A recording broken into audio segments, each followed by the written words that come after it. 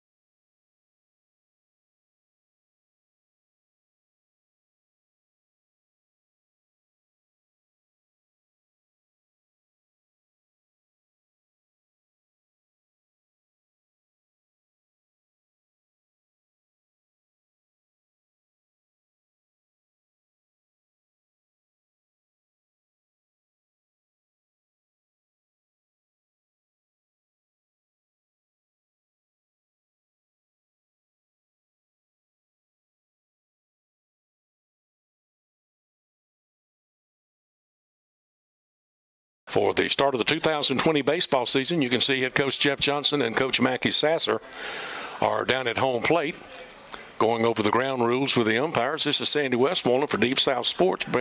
Glad to have you back on board for Indian baseball on YouTube. Brought to you by Chipola College and President Sarah Clemens. CCTV under Executive Director Eric Dove. Haley McDaniel twisting all the knobs and pulling all the switches over there.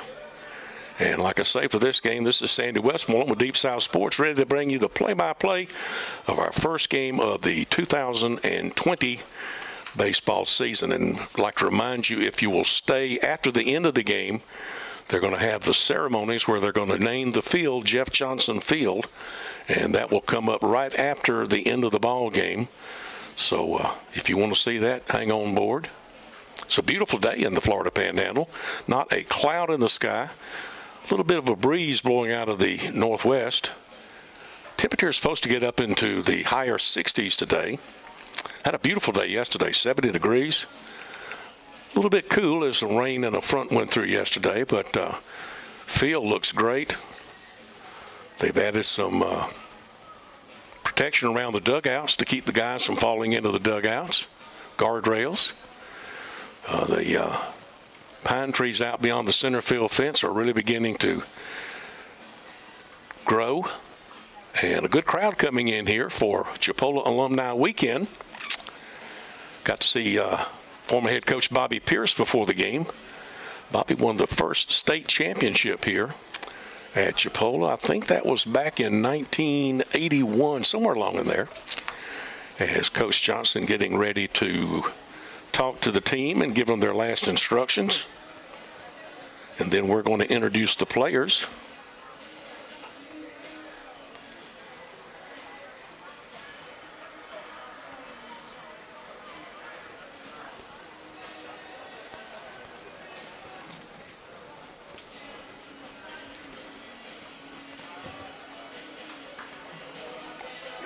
All right, ladies and gentlemen, your 2020 Chipola Indians in right field, Andre Tarver.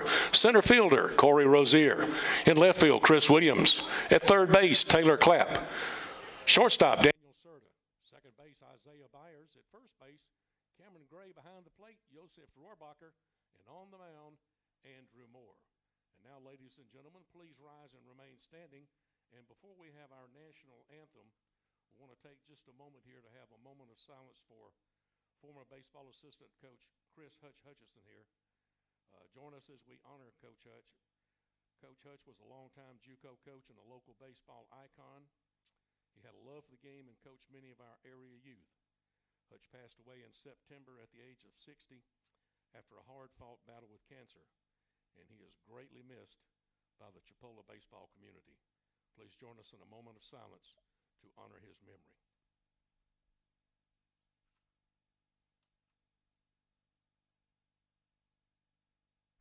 And now, if you will remain standing, and gentlemen, remove your hats and cover your hearts, we'll honor America with the playing of our national anthem.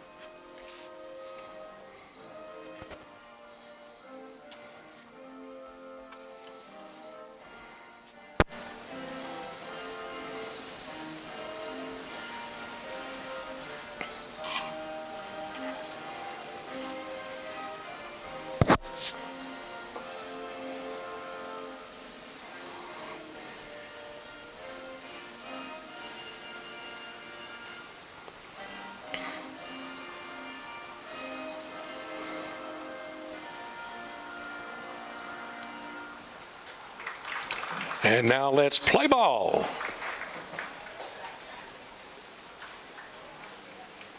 What? Scoreboard. Oh, it's starting to come.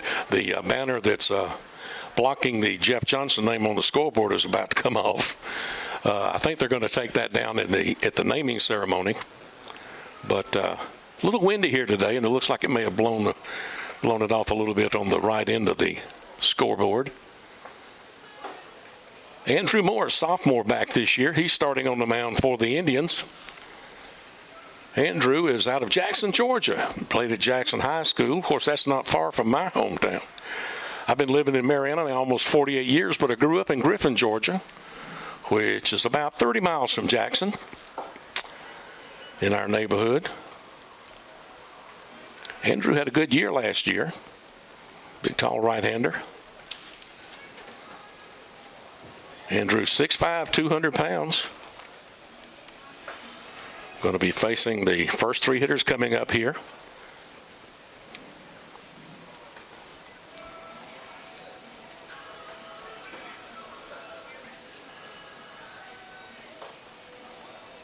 I have to get used to doing both. Have to get used to doing both the PA and talking on the radio at some time. So Sometimes I forget one or the other. Got Michael Esposito up here with me in the booth. He's going to be doing TrackMan for us this year. Me and the TrackMan guy always get a bond. He helps me with pitches and stuff and so forth. And the pitch has gone down from the catcher to second base. Leading off for Wallace Dothan, number 7, their left fielder, Chaz Salter. So Chaz Salter comes to the plate. He's out of McDonough, Georgia, which is another town close to my old hometown. He's a freshman, right-handed hitter. She said that the PA mic is on. It's supposed to be when I'm doing the PA. It's not now.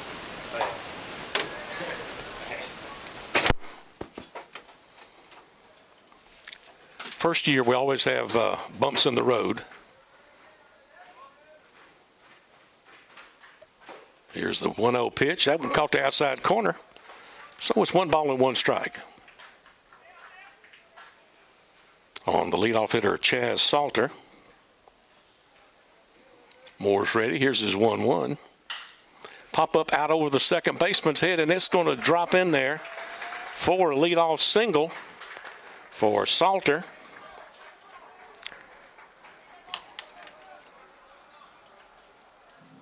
Number 8, center fielder, Joel Brewer. So Joel Brewer will come to the plate. Brewer's out of Tampa, Florida. He's a sophomore, right-handed hitter.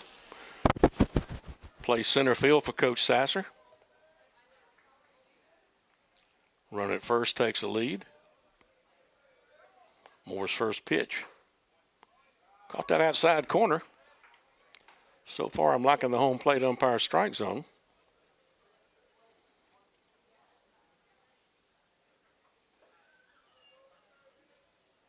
Moore's ready, checks the runner. Here's the 0-1. Ground ball up the middle. Shortstop steps on the bag. Serta throws over to first. It's the double play.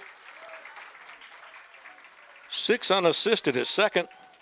And 6-3 for the second out on the double play. Number 5, second baseman Ryan Tomlin. So Ryan Tomlin, the left-handed hitter, comes up with 2 outs and nobody on. Ryan's out of Arrington, Alabama. That's up in the Dothan area. Swing and a miss at a high pitch. 90-mile-an-hour fastball from Andrew Moore. I'd like to thank Keith Williams for providing us with the radar gun, our local State Farm agent.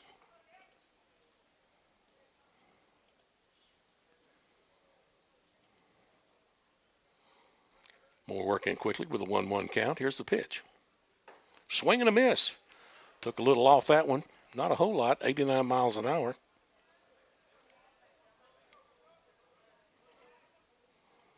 Just enough to have Tomlin out ahead of the pitch. Moore working quickly. And the 1-2. Ground ball to the third baseman. Picks it up, throws over, and retires Tomlin. 5-3 on the putout for out number 3. This year we want to recognize corporate sponsors for the Chipola athletic program and the Chipola baseball program. A&J Pet Service is one of our sponsors, All Day Howell Engineering, and Badcock Home Furnishings. So just 3 of the 36 corporate sponsors. And in high school, college, and JUCO athletics nowadays, those corporate sponsors do mean a lot, and we certainly do appreciate their help. I know we've got 2 Panhandle Conference umpires. I'm not sure who they are. Got a good group of umpires in the Panhandle Conference, have for about the last 3 or 4 years. Are they going to miss a pitch every now and then? Of course they are. They're human beings. But they all run the game well.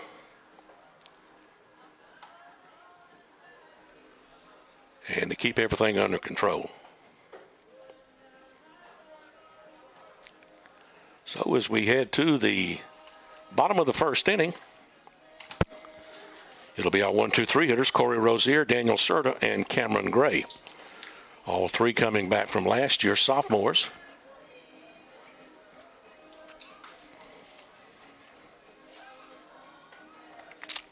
Corey out of Waldorf, Maryland, played at Riverdale Baptist School. Had a good year last year. He's 5'11", 185. Patrolling center field for us.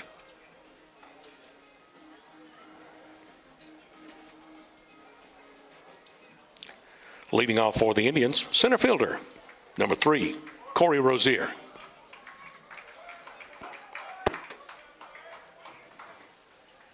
If you're in the area and watching us, don't forget that this is homecoming Saturday, and the basketball teams will be playing over in the Milton H. Johnson Health Center. Be playing Tallahassee tonight in a big Panhandle Conference battle. Urge you to come out and support the Indians there. First pitch from Dillmore. In there for a call strike. 0-1 the count on our leadoff hitter, Corey Rozier. Field is in immaculate shape. It looks really, really good. Swing and a miss. And Rozier goes into that old familiar 0-2 hole. Coach Jeff Johnson was talking to former coach Bobby Pierce, and they had the infield flattened a little bit. Brought in a contractor out of Montgomery, Alabama, who did and looks really, really good. I know Coach Fiorentino has a lot to do with the field. I come by here a lot of times, see him out there working on it or mowing the grass.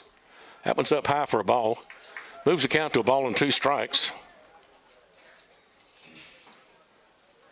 Besides me this year, you'll be able to hear Russell Register doing some play-by-play and Clint Cox. I'll be missing a couple of games. That one's down low, and the count's gone to 2-2. The next long weekend in February, the wife and I are going up to Atlanta to see the Eagles in concert. So they'll be filling in for me, but I'll be keeping up with it. 2-2 the count on Rozier as he leads off in the bottom of the first. Swing and a pop foul out of play. Hope it stays away from the old Cadillac Battle Cruiser.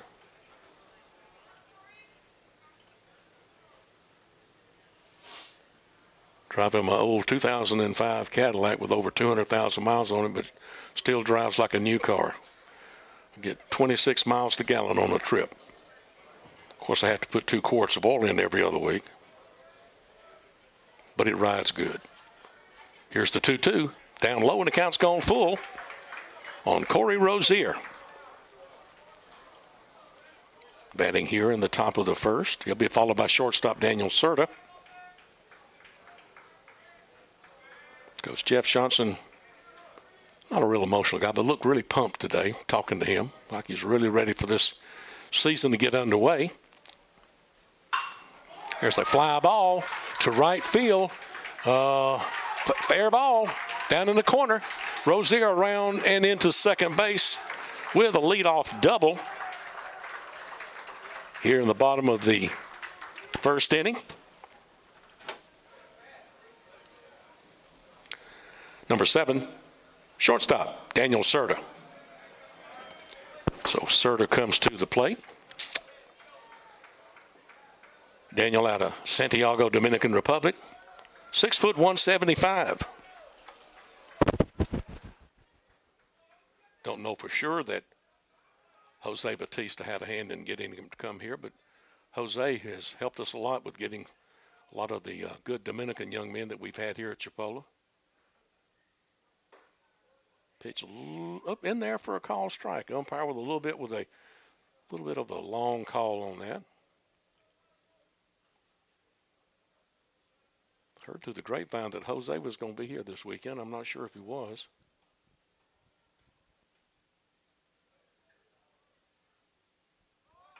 Bunt out in front of the plate. Good bunt. Pitcher picks it up, and a bunt single by Serta will move the runner Rozier over to third. So Serta down at first. Runners on first and third. Nobody out. First baseman, number 5, Cameron Gray.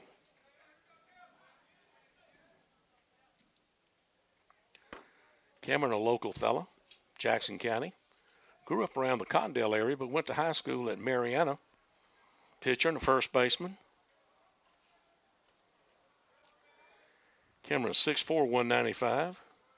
Got him listed also as playing some outfield this year. Indians trying to get something going here in the bottom of the first. Inside, almost got him in the knee, but he backs away.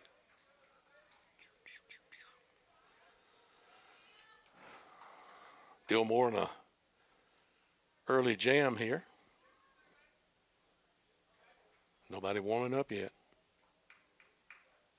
Swinging a foul back into the stands and pops back out onto the field in foul territory over there in front of the Indian dugout.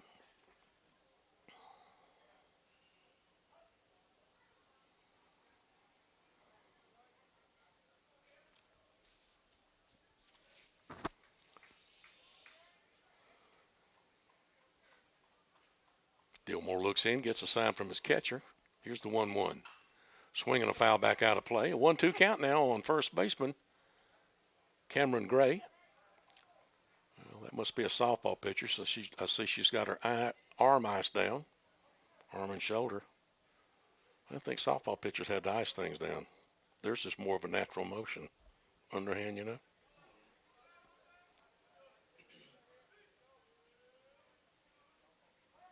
Gilmore looks in, takes a little bit too much time, so Cameron asks for time, gets it from the home plate umpire. Softball team, they're just about ready to kick off their schedule.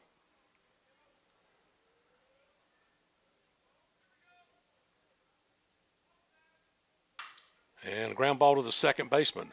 Over to second for one, over to first. And the first baseman can corral it. Run comes in to score. And Cameron reaches on a fielder's choice.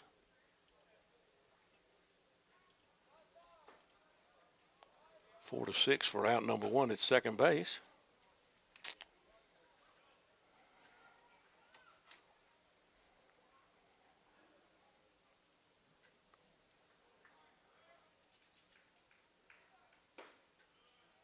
At the plate, number 20, left fielder Chris Williams.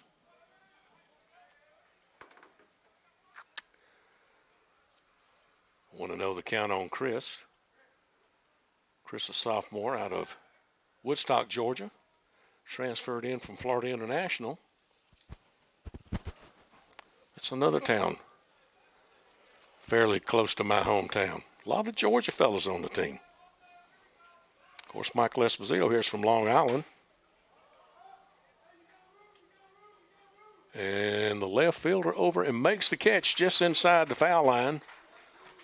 That was Jared Eaton over to make the catch. So Williams flies out to the left fielder for out number two.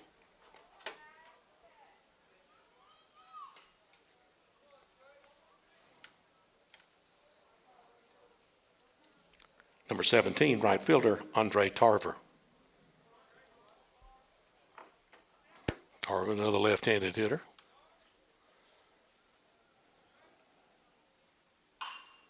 Tried to check his swing and hits the ball foul. Coach Fiorentino with the good hands down there, flags it down. Andre out of Ringgold, Georgia, played at Ringgold High School. He's a freshman, 6'2", 210.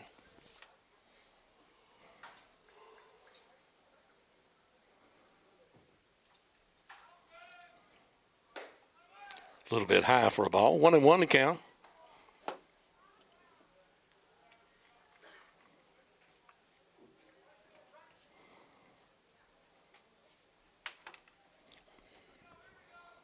Gilmore checks the runner at first. Here's the 1-1.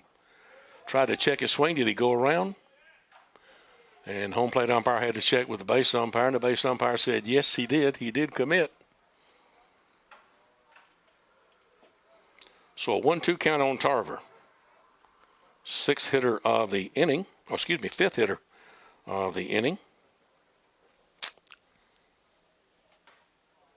Pitch inside, even to count 2-2.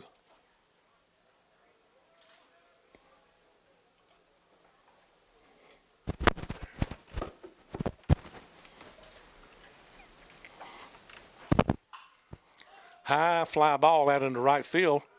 Right fielder coming over and into foul territory, but can't make the catch.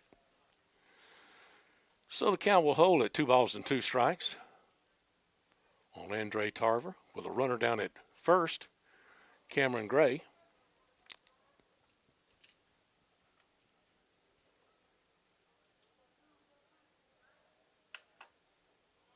Cameron with an RBI, I do believe. Swinging a foul back to the top of the stands.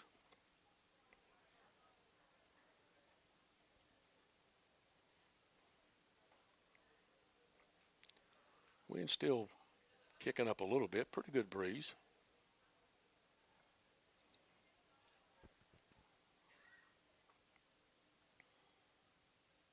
Dillmore ready. Tarver ready. Throw over to first. Ball gets away from the first baseman, but doesn't go far enough for Gray to have any idea about trying to move up to second base.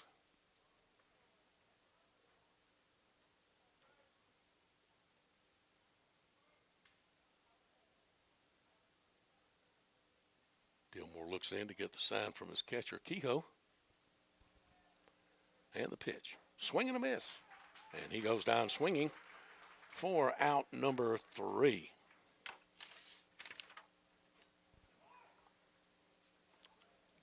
Once again, want to thank some of our corporate sponsors, and that would include Anderson Columbia, Florida Public Utilities, and YOLO Automotive Group. Thank you for your support.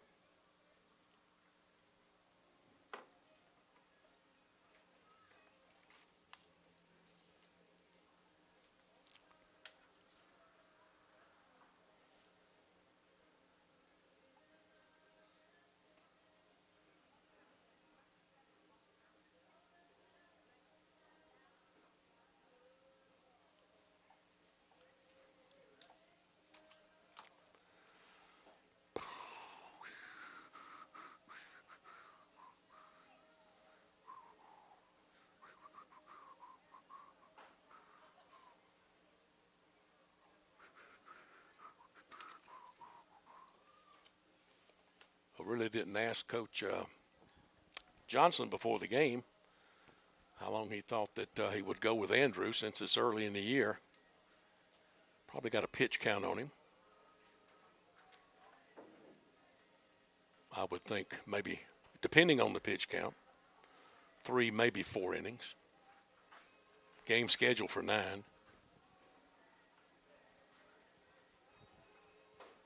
Indians will have a little bit of time off before their next game.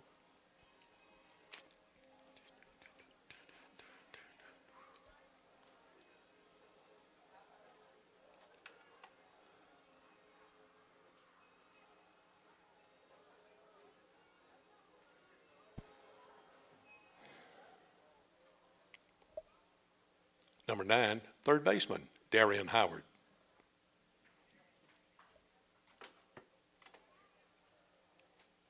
Moore looks in to get the sign from Rohrbacher.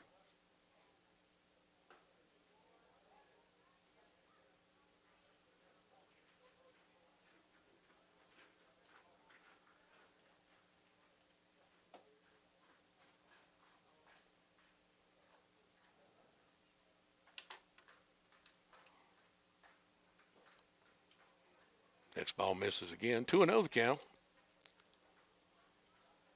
on Darian Howard.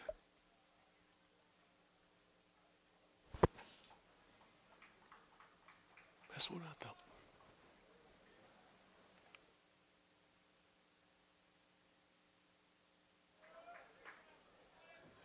Excuse me, I've been misidentifying the young man at the plate. It's Golston Gillespie.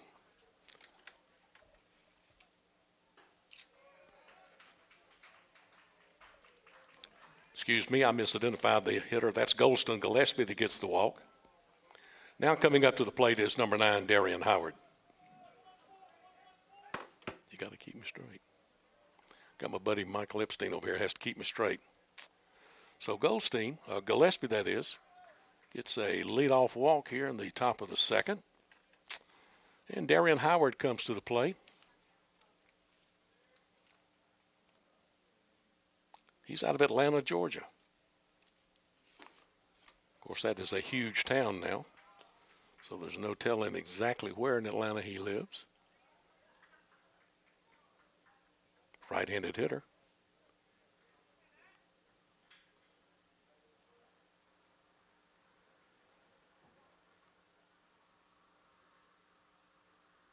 Swing and a miss. He took something off that pitch. 76 mile an hour. Change up. 0-2 the count on Howard. He'll be followed by the Wallace Dothan designated hitter, George Ramirez. Swing and a miss, and Howard goes down swinging. First strikeout for Andrew Moore today.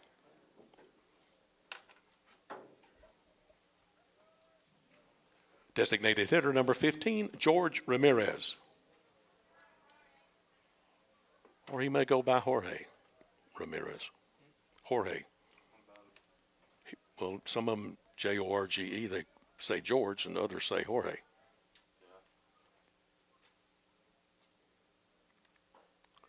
Breaking ball. So I'm kind of back out and then scoot back in. Didn't see what the umpire called it. Neither did the scorekeeper down there.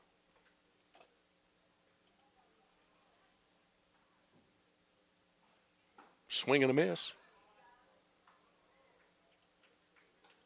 See if the home plate umpire will give us a count now.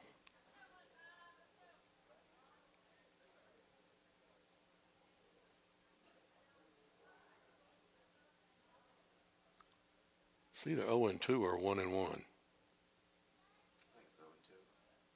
Swing and a miss. And he goes down swinging. Second strikeout for Andrew.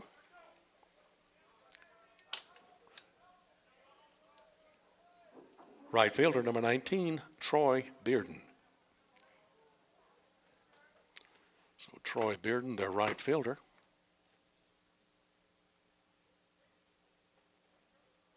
Out of Trussville, Alabama.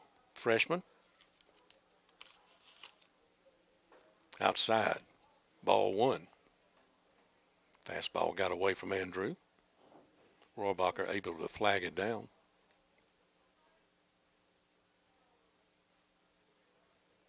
Andrew working quickly. Checks the runner at first. Here's the 1-0 to Bearden. Checked his swing. A little bit low. But he didn't go around. So it's 2-0 now. On the Wallace, right fielder, Troy Bearden.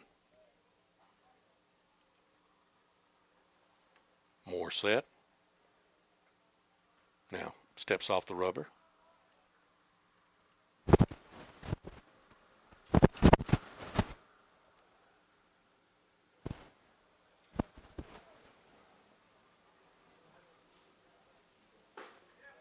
That one's right down the heart of the plate. 88 mile an hour fastball on a 2-1 count now. That Andrew Moore's got on Troy Bearden. If Bearden can get a 2-out hit, he'll be followed by the Wallace catcher, Jay Kehoe. Here's the 2-1. Just missed on the outside corner. Rohrbacher tried to frame it for the home plate umpire.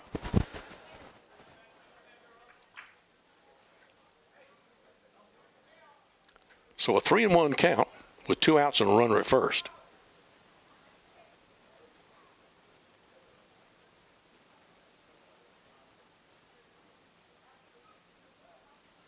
Swing and a miss. The count's gone full on Bearden. 87 mile an hour pitch from Andrew Moore. Good crowd on hand. If you're in the driving area, if you're in distance of Mariana, close by, you still got time to get out here. Good concessions, reasonably priced, a good menu. Got Chipola memorabilia, sweatshirts and T-shirts and caps. Up to Serta. Serta picks it up, throws over, and wide throw gets away from Gray, and the runner goes over to third.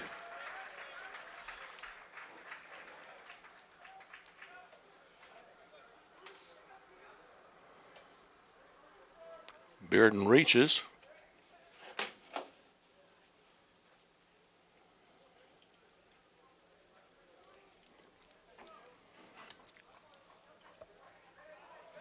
Number 25, catcher Jay Kehoe.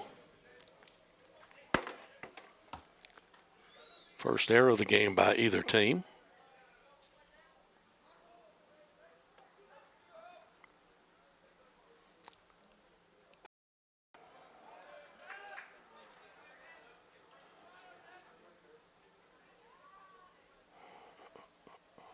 Kehoe, a left-handed hitter.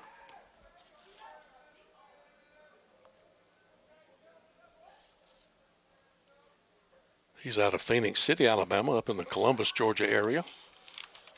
1-1 to count on the catcher. Kehoe.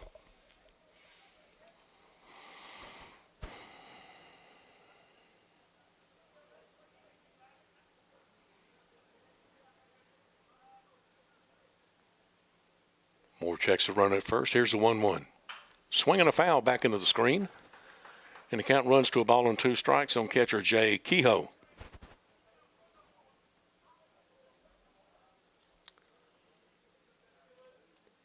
Fifth hitter up for Wallace Dothan here in the top of the second inning.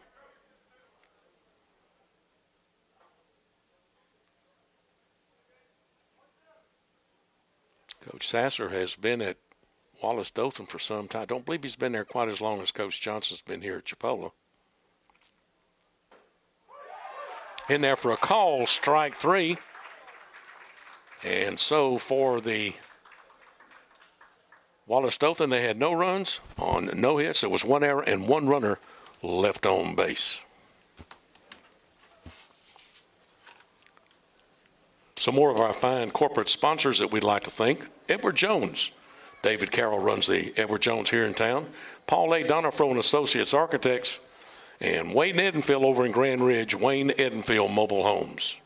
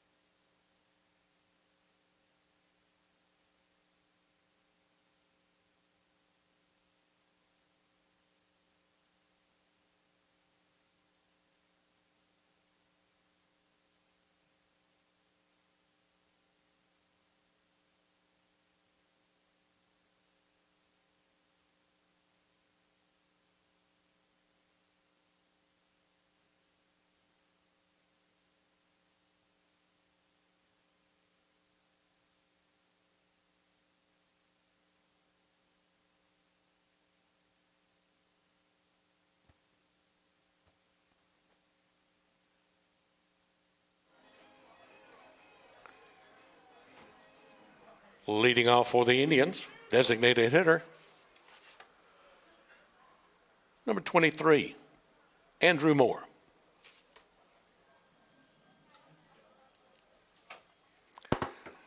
Andrew, right-handed hitter, as we said, out of Jackson, Georgia.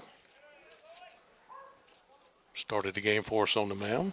Got him in the DH slot, though, so even if he comes out of the ball game, he can stay in as the DH. Dillmore's pitch. Had a notion and checked his motion. Didn't swing. 1-1 to count on our right-handed hitting designated hitter, Andrew Moore.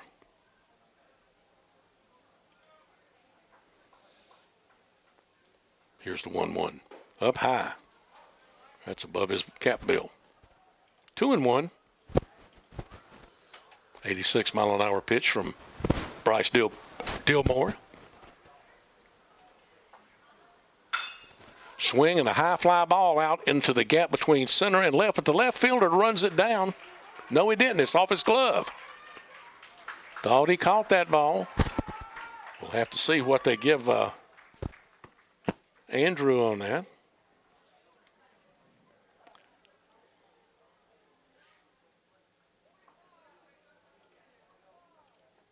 Number 4, catcher, Josef Rohrbacher.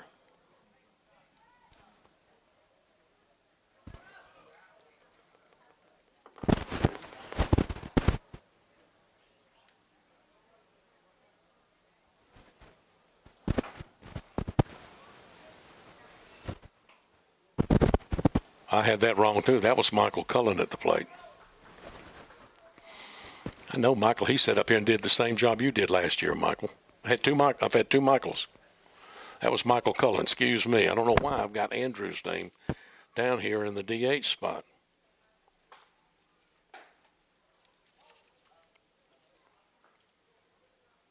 One to count.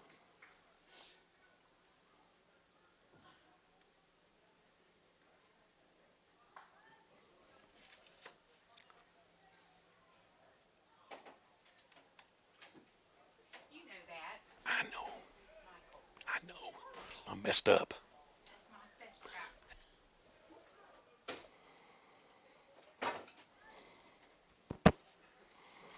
Michael's mother coming up here to remind me that it's her son Michael out there. Michael's a good friend of mine. I wouldn't do that to him on purpose.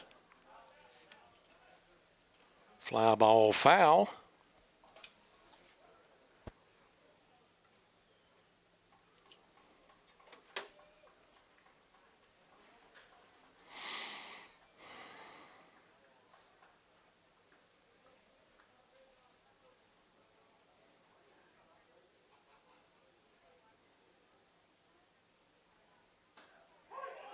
Oh, caught it on the corner. Call strike 3 on Rohrbacher for out number 1. While I got him in an apologies again, that's Michael Cullen on second base. They got the double and not Andrew Moore. Old eyes.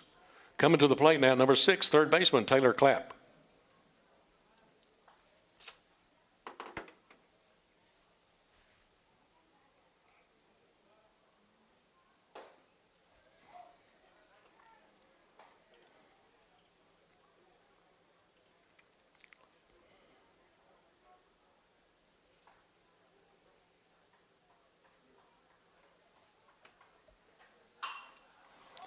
High fly ball out to center field. Center fielder moving over and will make the catch for out number 2. So Clapp flies out to the center fielder. Number 26, second baseman Isaiah Byers. Byers, 26.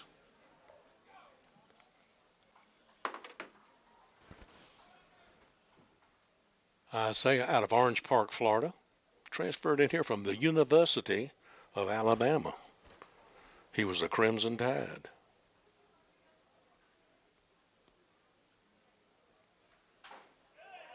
Pitch caught the outside corner for call strike 1. 76-mile-an-hour off-speed pitch.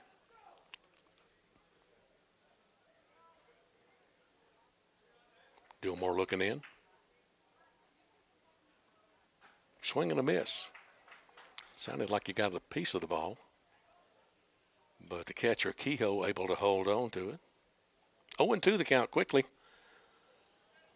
on our second baseman, Isaiah Byers. Swing and a miss, and he goes down swinging. The ball gets away from the catcher. Throws down the first to retire Byers 1-3 for out number 3.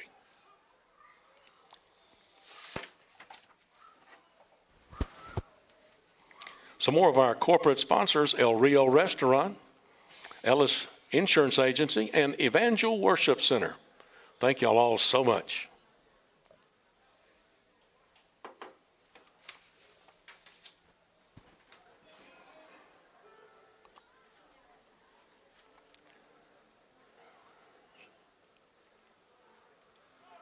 Rob's pitching.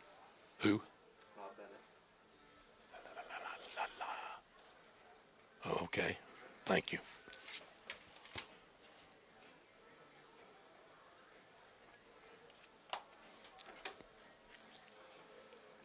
Have your attention, please. New pitcher for the Indians, number 21, Robert Bennett.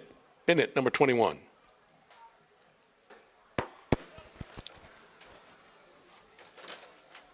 Thank you. My track man guy over here, Michael Esposito, help him with substitutions and so forth. Rob Bennett is now coming in to pitch. Left-handed pitcher out of Lilburn, Georgia, played at Parkview High School. That's one of the real high school powers in the state of Georgia. Football, basketball, baseball. Parkview is they're always in the hunt, as they say. So Robert Bennett, we'll give you some numbers on Andrew Moore here in just a minute. Had a good initial outing for the 2002 season.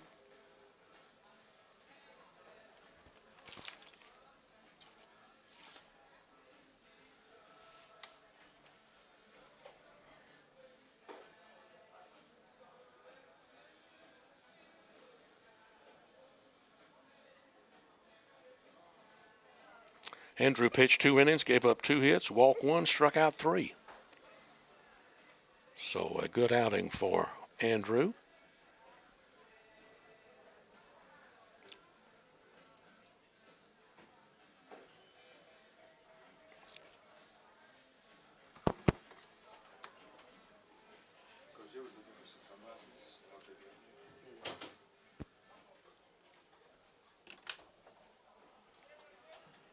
Leading off the top of the 3rd inning for the Wallace Dothan team, left fielder number 1, Jared Eaton.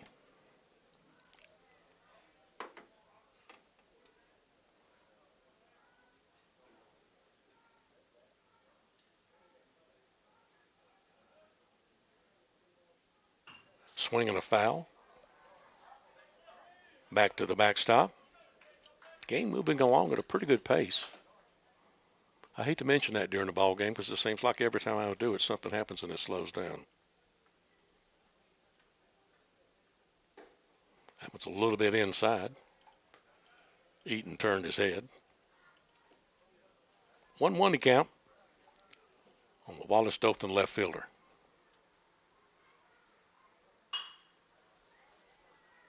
Fly ball to the left. Drifting back and just on the warning track, making the catch, Chris Williams, as Eaton flies out to our left fielder for out number 1. Back up to the top of the lineup, number 7, shortstop, Chaz Salter. Salter is first time up. Singled, but then was wiped out in a double play. Bennett the lefty, ready. Here's the first pitch to Salter. Swing and a miss. At the 83-mile-an-hour pitch. Bennett also working quick. I like pitchers that work quickly. In there for a call strike, too. I realize sometimes the tempo, the things that are happening in the game, and you might be upset and you might want to slow things down a little bit, but no, just go ahead and throw the ball. Make an adjustment and go. That one's way up high. Of course, nobody on base, so no harm, no foul. Rohrbacher got to get some exercise and jump up out of his crouch. 1 ball, 2 strikes on Chaz Salter. Here's the 1-2 from Bennett. Swinging a ground ball to the third baseman. Oh! Took a high hop and bounced over. So Salter is down at first base. We'll have to check and see what they give him on Game Changer, the official score of the game. We'll let you know that in just a minuto. Number 8, center fielder, Joel Brewer. Brewer, his last time up, hit into that double play. Pop up to Serta, and a throw back over, but the runner back in safely. Nope, he didn't throw it over. He faked the throw. But anyway, Brewer popped out to the shortstop for the second out.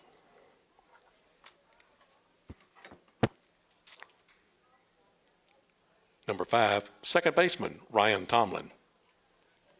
Tomlin, his last time up, grounded out to our third baseman, Taylor Clapp. First pitch to Tomlin. Misses outside, ball 1. 69-mile-an-hour off-speed pitch.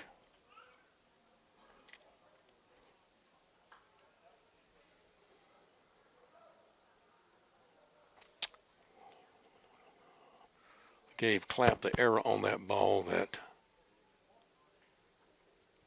Salter hit.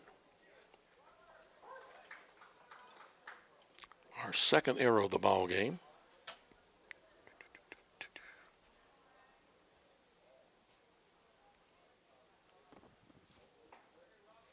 Bennett ready. Here's the 1-1. Swinging a foul back out of play.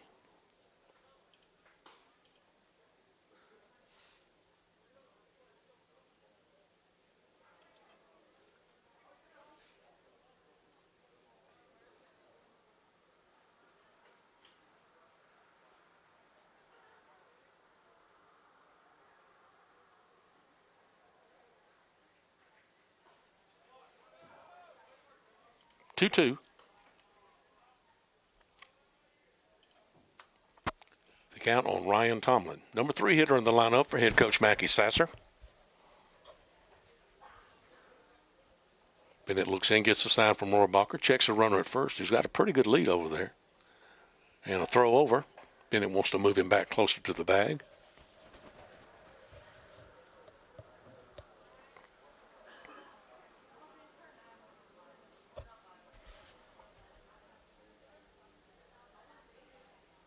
Here's the 2-2.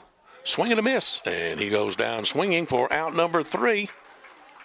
So after 2.5, our score remains Chipola 1 and Wallace Dothan nothing.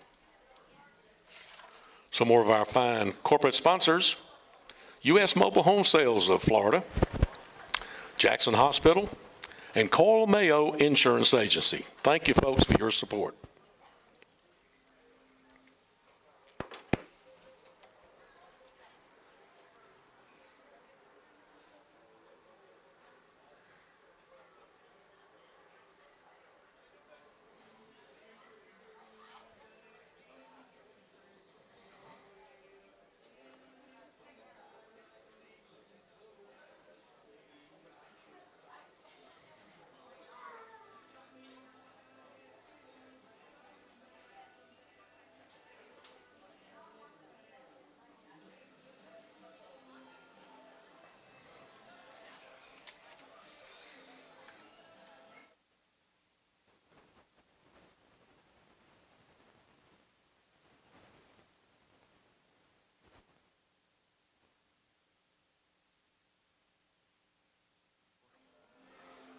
Got a new pitcher coming in for Wallace Dothan.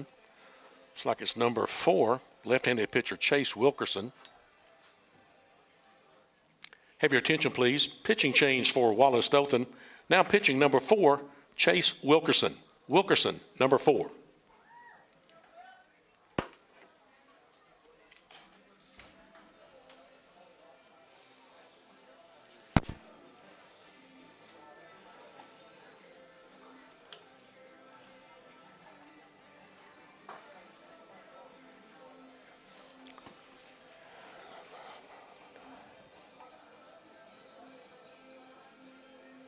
And Dillmore for Wallace Dothan went 2 innings.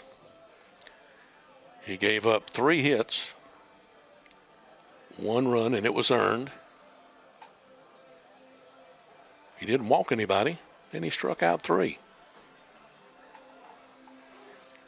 So not a bad outing. Had 35 total pitches, 25 of them strikes.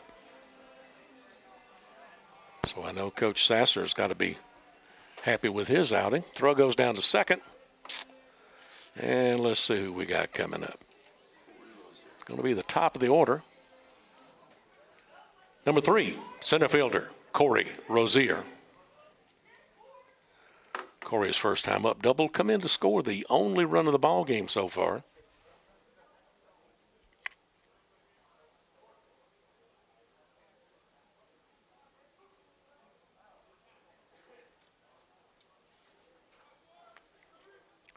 Mariana and the Jackson County area and the Chipola College campus. Misses outside for ball 1. Still getting over Hurricane Michael. Came through in October of 2018. Coach Johnson has not been living in his house, which is just beyond the right field fence and across the road. Up high for ball 2, but I heard him telling Coach Pierce today that thinks he might get in next week. Been living in one of the houses that the college owns. Had to replace the roof. Still a lot of blue tarps on some houses around town. Pitch in there for a call strike on the 2-0 pitch. Makes it 2 balls and a strike on Corey Rozier.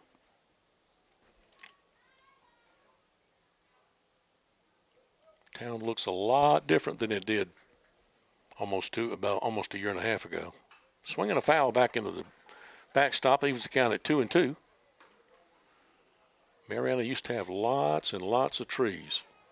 Don't have so many of them now.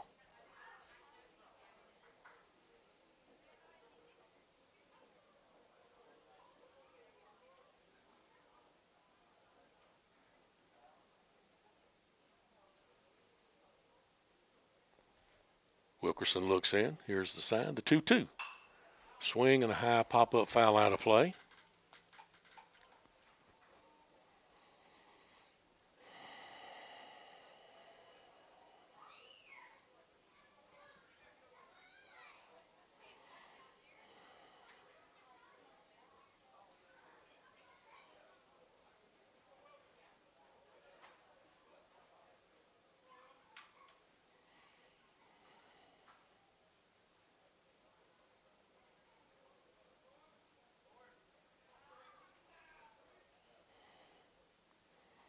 The 2-2 from Wilkerson. Just missed. The count's gone full. Corey shaking his head, no. Pretty close, though. He might have been surprised if that home plate umpire had called a strike on it.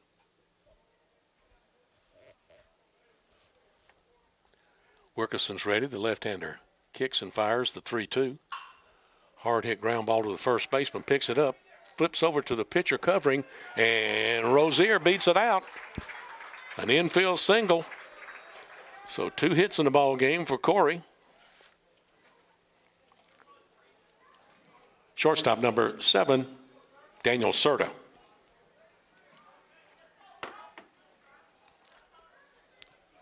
It's going to be a close play either way, even if the first baseman had tried to go over and beat him to the bag. Corey's got good speed. That's one of the reasons he's in that leadoff spot. And another reason he's patrolling center field out there. Inside, and the ball gets away from the catcher, Kehoe. And down to second base goes Rozier. I'm almost sure that's probably a wild pitch, but we'll check and see what they say on Game Changer.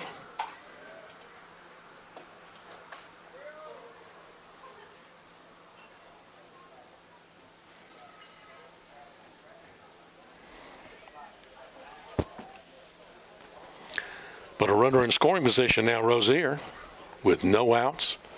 Indians batting in the bottom of the third.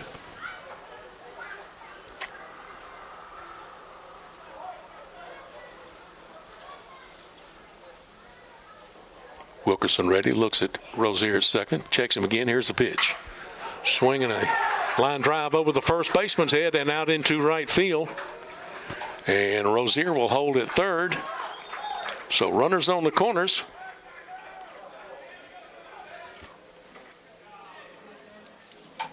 First baseman, number 5, Cameron Gray. So back-to-back hits to open the inning here.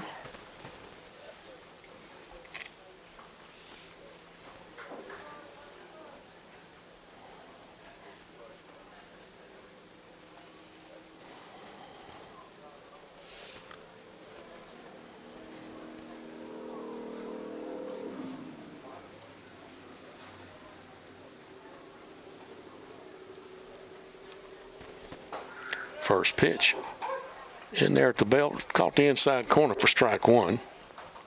Cameron not happy with that call.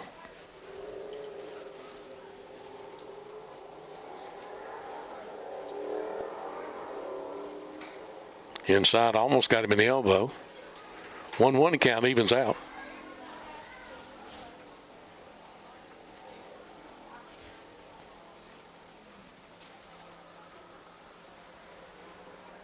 Wilkerson checks the runners. Here's the 1-1. Threw him a breaking ball up in there for a call strike. To these old eyes, it looked like it was a little high. But that's probably a good reason I'm not an umpire. Ball and 2 strikes. Wind blowing from right to center. Inside, ball 2. 2-2 the count. Runners on the corners. Rozier led off with a single. Went to second on a wild pitch. And then over to third on the single by Serta. Here's the 2-2 from Wilkerson. Will not be made as he stepped off the rubber.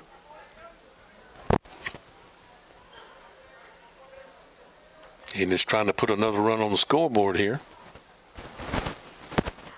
Top of the lineup up at the plate. Now time called.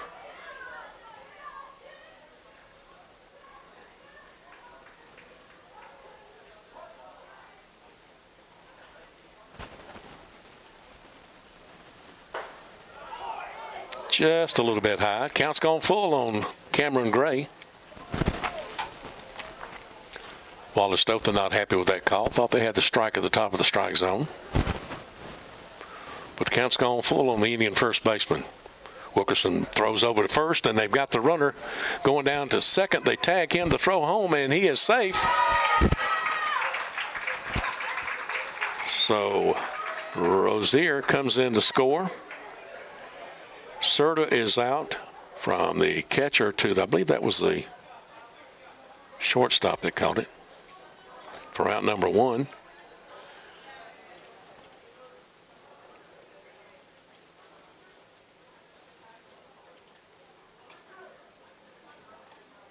Three and 2 the count. Up high, ball 4. And Cameron Gray gets a free pass. He'll go down to first. Another run in for the Indians. It's going to bring Chris Williams to the plate. Number 20, left fielder, Chris Williams. Chris flew out to the left fielder, Jared Eaton, his first time up.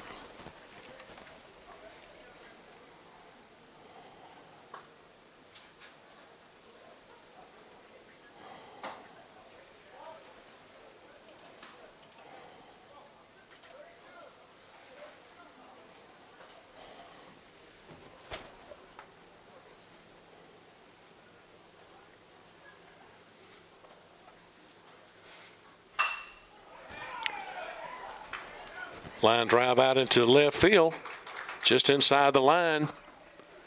And going into second base will be Chris Williams with a double. Over to third goes Cameron Gray.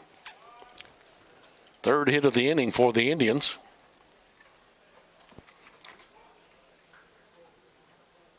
A run in and runners in second and third. Number 17, right fielder, Andre Tarver.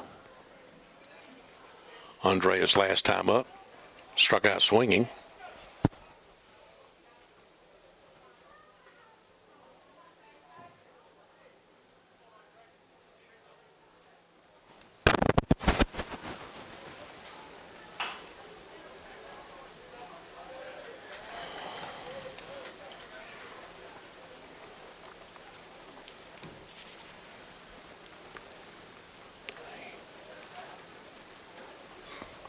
Six hits so far in the ball game for the Indians. Still only one out. Wilkerson ready. Infield playing in. Ball outside. Kehoe did a good job to keep that one from getting past him. 1-1 to count on Tarver. One out, one run in. Runners at second and third.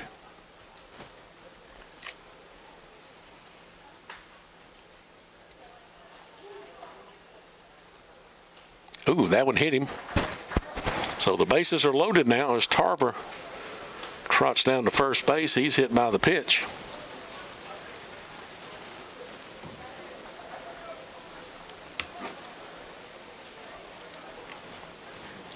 Number 23, designated hitter, Michael Cullen. Timeout on the field as Coach Mackie Sasser comes out. And that's going to be all for Chase Wilkerson. We're going to have a pitch and change. While we have the pitching change, I'd like to thank some more of our corporate sponsors. McCoy Outdoors, Mustard Seed, Tim or Suzette McCoy, David H. Melvin Incorporated, Consulting Engineers, and Microtail Inns and Suites. Thank you for your support. Right-handed pitcher in. Get a number, it's another single digit. 6. Number 6. Have your attention now pitching for Wallace Dothan, number 6, Cleet Hartzog. Hartzog, number 6. Cleet is out of the Panama City area. Thought that name sounded familiar. I'm not sure. It says on here what school he played at. Just says Panama City. Could have been Rutherford, could have been Bay, could have been Mosley, could have been Arnold. 4 schools down in or North Bay Haven.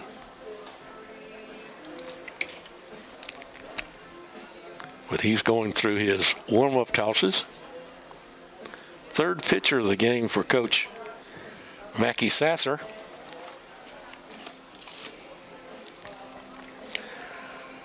Innings with the bases loaded, threatening to kind of bust things open here in the bottom of the 3rd.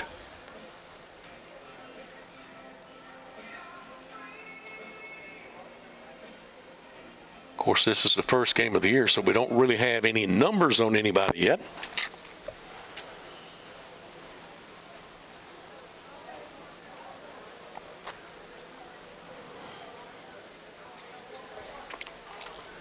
But Wilkerson had a little bit of a rough outing.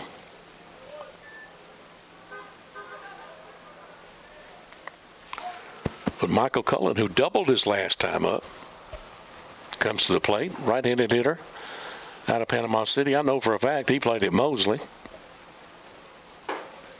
Pitch a little bit high. Michael was up here with me 2 years ago. He was recovering from surgery.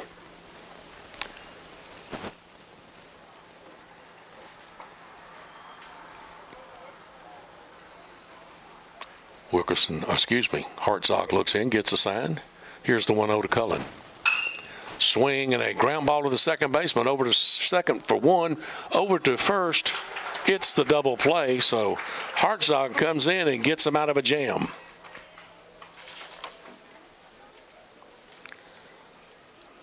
Some more of our fine corporate sponsors: Maury Elevator, Dr. Robin Albritton, and Kevin Arnold for Sheriff, all supporting Chipola Athletics and Chipola Baseball. So Cullen hits into the double play. I'm doing the TrackMan for this game right now. It's our first game. I said I'm doing the TrackMan. First game. Hey, look. First game of the season. We're winning 2-0 right now. No. We're playing Wallace Dothan. They're pretty good. Yeah, I know. Crazy. We have 4 games next weekend. It's like a big tournament. Is that No, it's away. They're going deep until like 8 hours away. Like South Florida. Yeah. Like, I'm gonna be home. I'm gonna be sitting here. Do nothing. Alright, let me call you later. I said, let me call you later. I gotta do this stuff right now. Peace.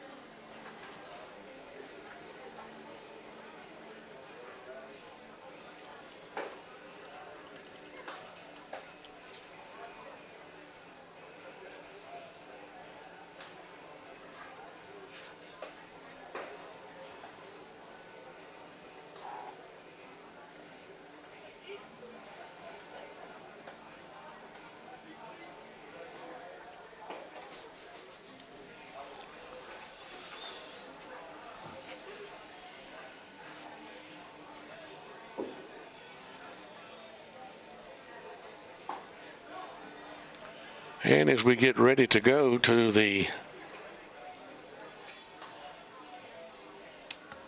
top of the 4th inning,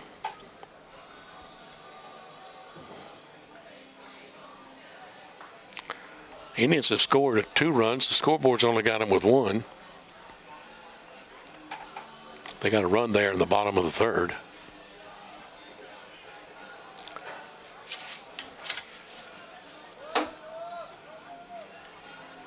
Now batting for Wallace Dothan, first baseman, number 13, Golston Gillespie.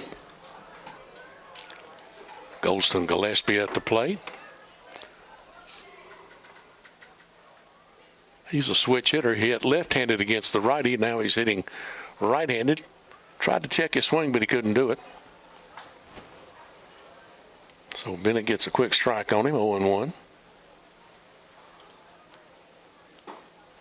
Caught the corner with a breaking ball. 73 miles an hour. 0-2 quickly on Golston Gillespie.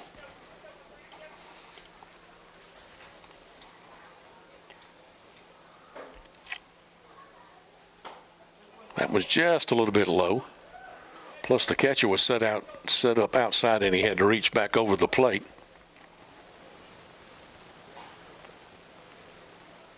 Kind of influences the umpire sometimes. Here's the 1-2. In there for call, strike 3. So Gillespie goes down on the 3rd strike call for out number 1. Third baseman, number 9, Darian Howard. Howard, number 9.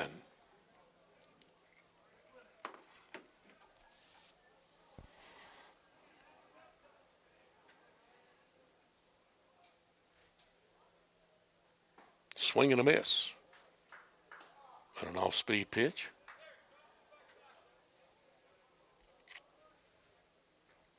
The 0-1 from Bennett. Inside. Almost grazed his shoulder.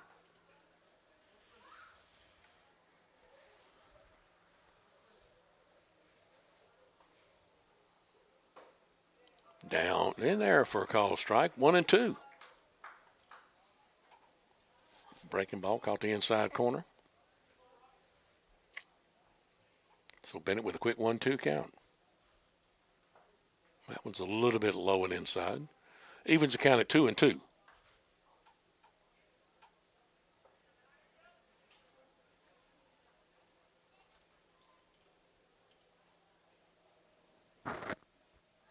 Bennett working quickly. Here's the 2-2. Ground ball to the third baseman. Picks it up on the big hop. Throws over. And gets Howard 5-3 on the putout if you're keeping a book at home for out number 2. DH number 15. DH number 15, George Ramirez. Ramirez 15. Ramirez's last time up. Took a call third. Swung at a 3rd strike. First pitch from Bennett. Checked his swing, and the ball was inside. 1-0 the count. Wallace Dothan batting in the top of the 4th. They trail our Indians 2-0. There's a fly ball to left field, and Williams, did he catch it? Nope, got off his glove. And so Ramirez gets a 2-out hit to left field. Not sure how we're going to score that, but we'll check and see. Scoreboard's got it up as our 3rd error, but we have to remember our scoreboard hasn't given us one of our runs yet either.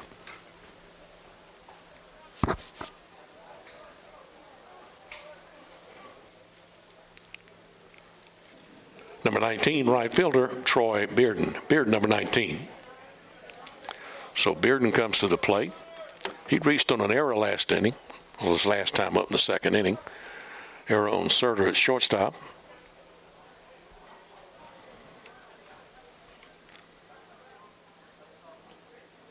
And the official scorer gave Ramirez a double, so that was not an error.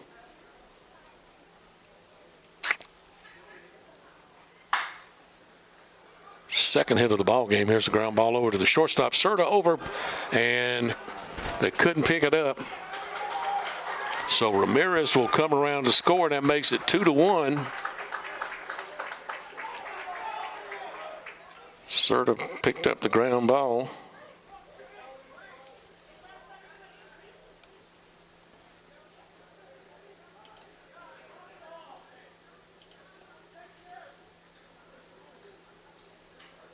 Coach, first base coach looking over and pointing to the dugout for something. Now the umpire's talking. I don't know if there was some interference over there with the throw that got past Gray.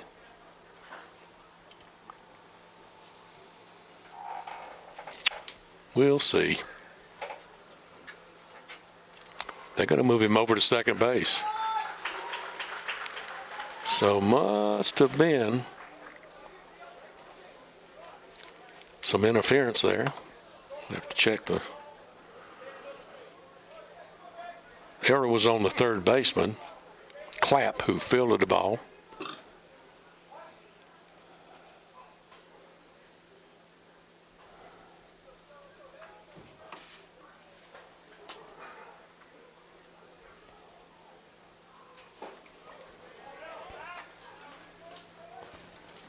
At the plate, catcher number 25, Jay Kehoe. So they have a runner in scoring position, a tying runner in scoring position.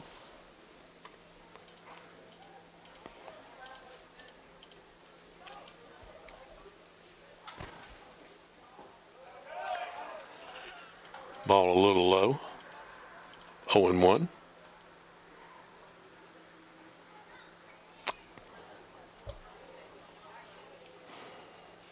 Kehoe, his last time up, took a call third strike, so he's 0 for 1.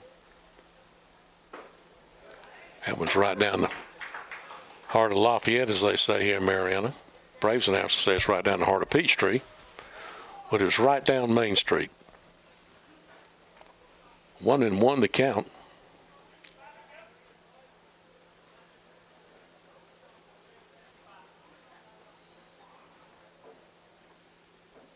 Swing and a miss.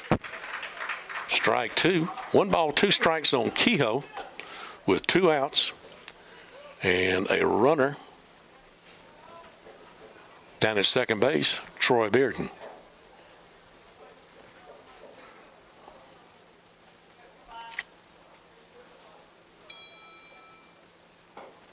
Ball outside, 2-2.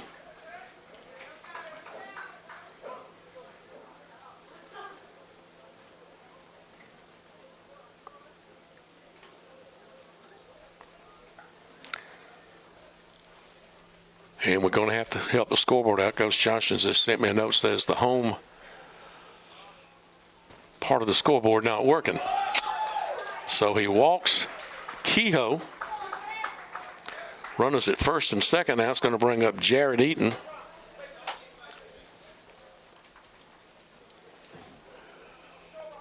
Number 1, left fielder, Jared Eaton. So Wallace Dothan, that is, has battled back here, and they're in a position possibly to take the lead. Indians with a 2-1 lead. Fly ball to center field. Rozier back on the warning track and makes the catch for out number 3.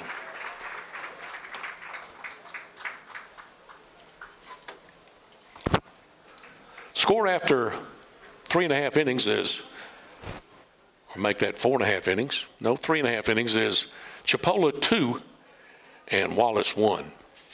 Once again, some of our corporate sponsors: North Florida Rental Center, Beef O'Brady's, and the Optimist Club of Mariana.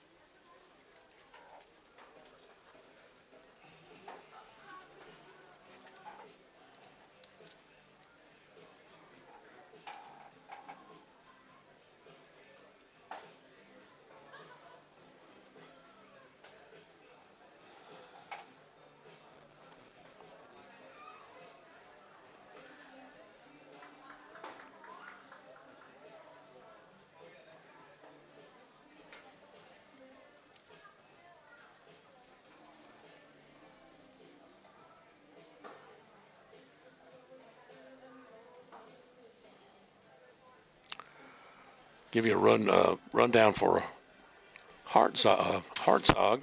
He pitched 2/3 of an inning. And he didn't give up any hits, didn't give up any runs, didn't walk anybody, didn't strike out anybody.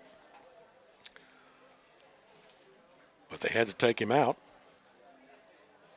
And that's when they brought in Hartzog, who's into his second inning of work.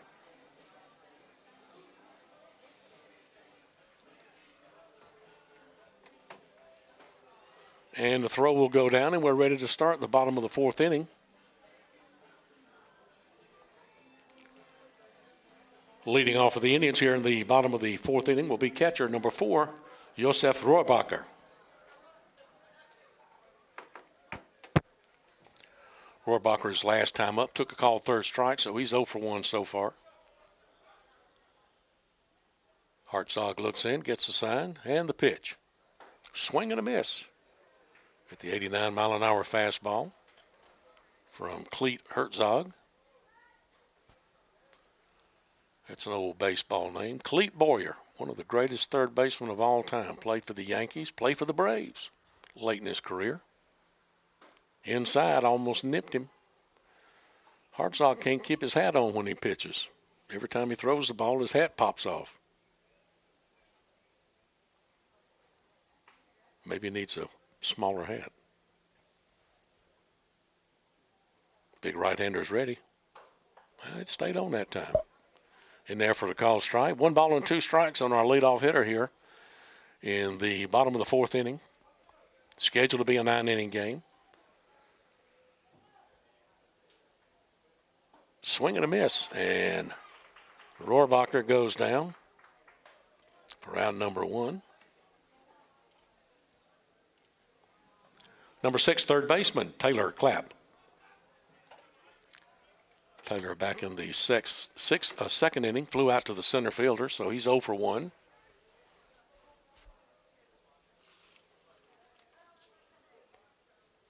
Taylor out of Boynton Beach, Florida.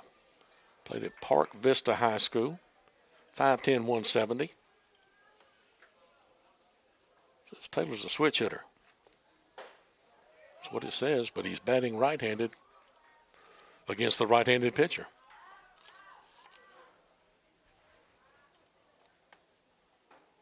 One pitch, misses inside at the knees. 2-1 to count.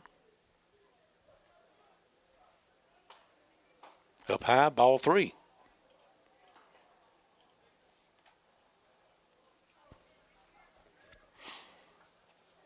So with 1 out and nobody on, 3-1 count on Clapp. Here's the pitch. Swing and a miss. Ball high and outside. Clapp had his home run cut on that one. Here's the 3-2. On the corner, call strike 3, and Clapp knew it. Turns around and heads back to the dugout. So back-to-back strikeouts for Hartzog.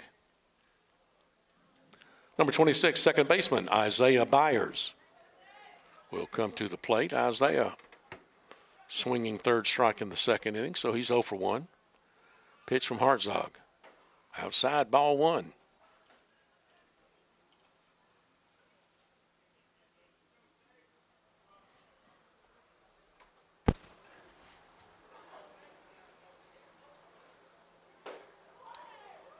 Outside corner, call strike 2.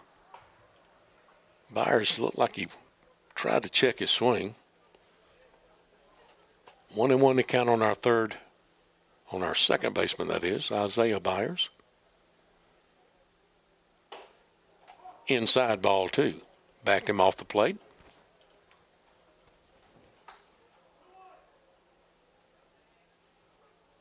Got a few fans sitting way, way, way out beyond the center field fence. Swinging a foul back into the backstop. 2-2 the count. Over near the end of the, I don't know what they use that building for now. Originally started out, it was a, where they put the baseball team. They used to live in that. I think they have meetings and stuff there. But anyway, they're over there with their dogs, watching the ball game. Got a couple of guys in the right field bleachers out there. That one misses outside. The count's gone full on Byers with 2 outs and nobody on. Up high, ball 4, so a 2-out walk will put Byers down at first base. And that will bring back up to the top of the order center fielder number 3, Corey Rozier.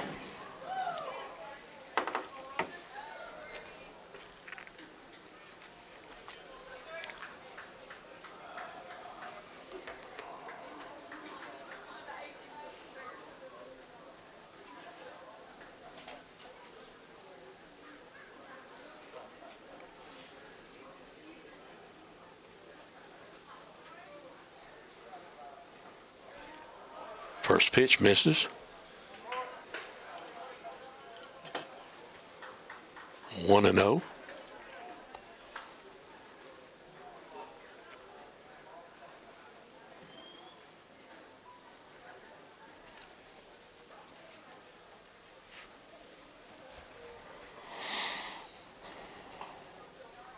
Here's the 1-0 from Hartzog. Got a little bit high, but the umpire said it caught the high left-handed corner of the strike zone on Rozier. 1-1 to count.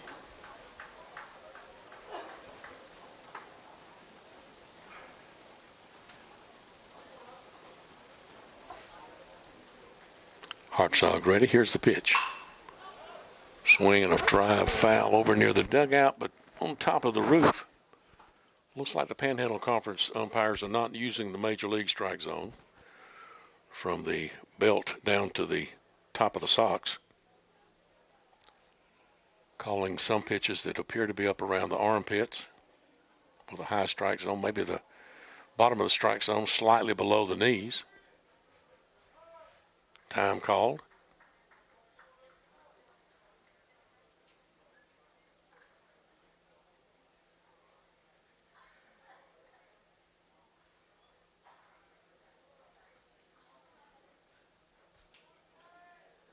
Hartzog ready. Checks the runner. Here's the 1-2. Swing and a miss.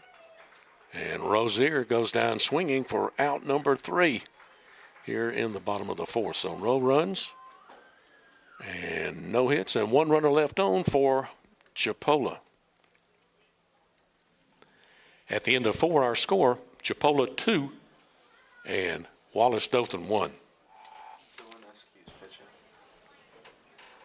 Also like to thank our corporate sponsors, Mercedes-Benz of Dothan, Bob 40 Motors here in Mariana, and Piggly Wiggly down in Bluntstown. Thank you, corporate sponsors.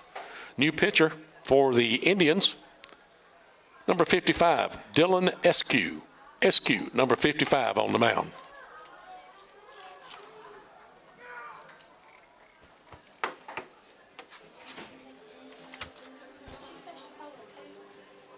Yep. Okay. I'm just looking at the scoreboard. The scoreboard's broke. Oh, okay. Thank you for telling me that. I'm going to go off easy. Okay. That was our engineer and producer over there. Haley McDaniel checking on me. She said, I had said that we had 2 runs and the scoreboard didn't show it, but I told her that the scoreboard, somehow or another, it's screwed up. I don't quite understand it. Because we have a 0 there, but we can't put a 1 there. That doesn't make a lot of sense. But our new pitcher is Dylan Eskew. And he is from Tampa. Played at Sickles High School and also played with the Miami Hurricanes last year, or in the fall, transferred here. Freshman. Big, tall right-hander. 6'2", 185.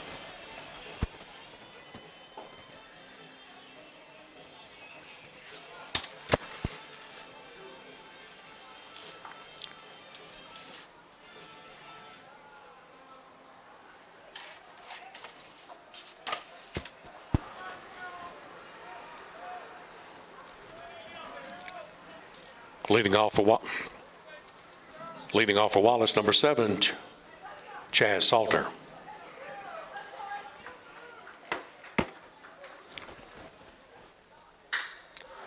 Fly ball to left field. Williams back, and bounces in front of him. Long single was all that Salter got out of that. The way that ball was hit, I thought he was at least going to get a double. Third hit of the ball game for Wallace. Number 8, center fielder, Joel Brewer.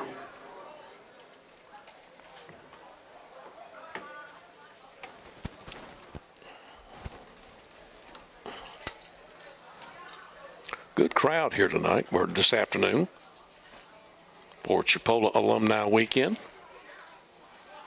After the ball game, we'll have the official ceremonies where we name the field after Coach Johnson. Pitch caught the outside corner for strike one.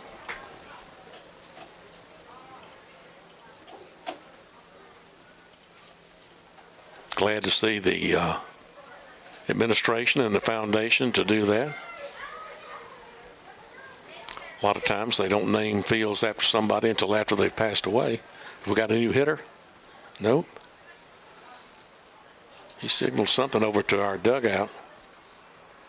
But I think it's good that Coach Johnson gets to enjoy seeing his name on the field out there because he's done a lot for this program, for this school, and this community.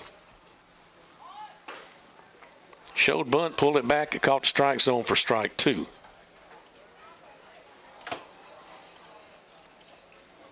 Of course, Coach Johnson was born and raised down in Bristol in Liberty County, one of the 5 counties served by Chipola.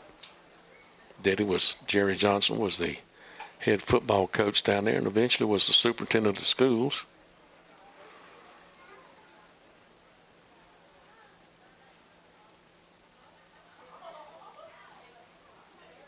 SQ set. Here's the pitch. Up high, ball 1. I was telling Michael Esposito before the game about what a good athlete Coach Johnson was. At one time, he held an interception record. I'm not sure it was for a season or for a career in high school football in Florida. And up until just recently, he held the record for saves at the University of Central Florida. Swing and a miss at the high fastball. And Brewer goes down swinging for out number 1. Number 5, second baseman Ryan Tomlin. Tomlin, number 5. Of course, Coach Johnson played his junior college ball down in Panama City for Gulf Coast, one of our big rivals.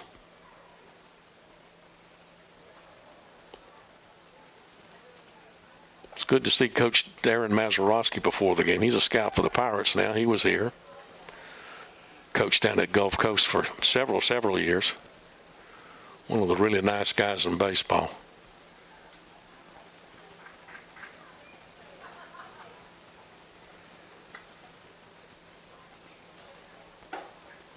Outside for a ball.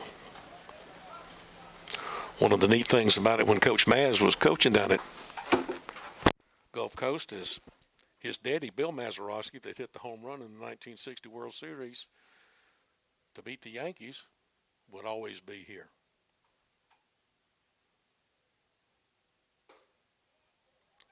High, up high for ball 2 on Tomlin. Runner down at first. That's Chaz Salter. He got down there by a single.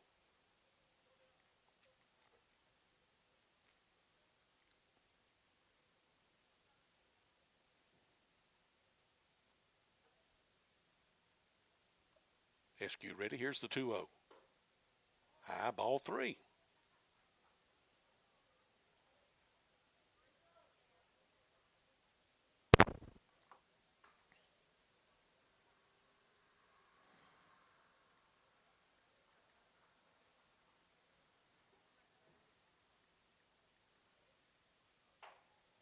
Caught the corner on the 3-0 for a strike, so it's 3 balls and 1 strike now with Tomlin at the plate.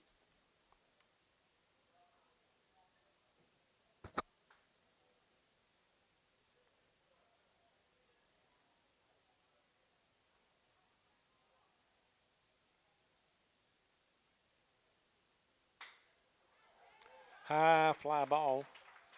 Oh, it was a line drive. Excuse me. I couldn't see that one. Up the middle out to center field. So a single. And that will move Salter over to second. Tomlin reaches on a single to center field. Second hit of the inning. fifth hit of the game for Wallace.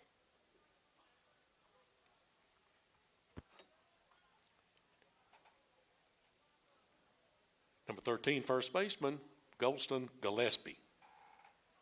As we said, Gillespie, a switch hitter, now back to hitting left-handed against the right-handed Eskew.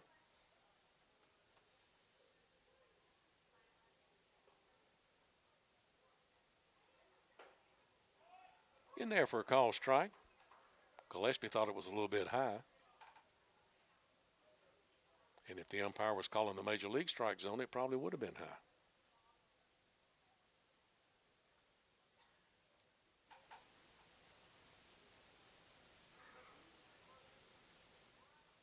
Serta trying to move in behind the runner at shortstop to second. Swing and a miss by Gillespie. Quickly 0-2.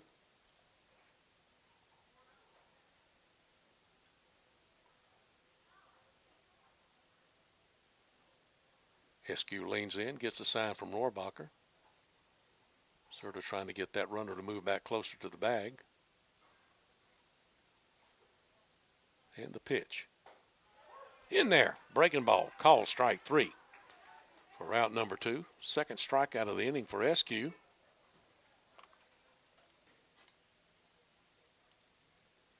Number 9, third baseman, Darian Howard.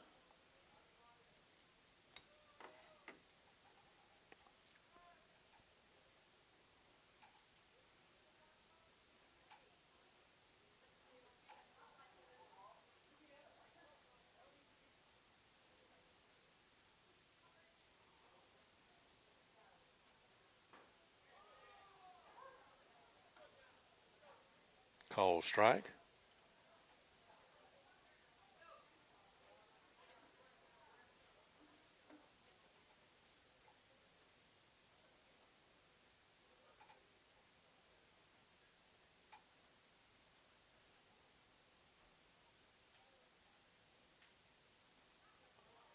Low and outside for a ball. 1 ball and 1 strike now on Darian Howard.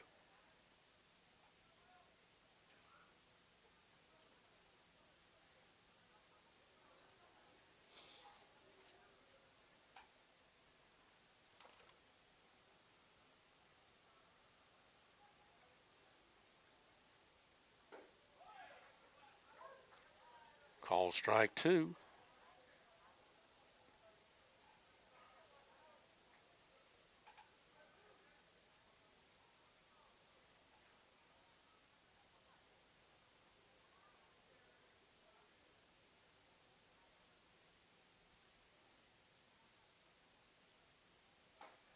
Couldn't check his swing. Went around, strike 3.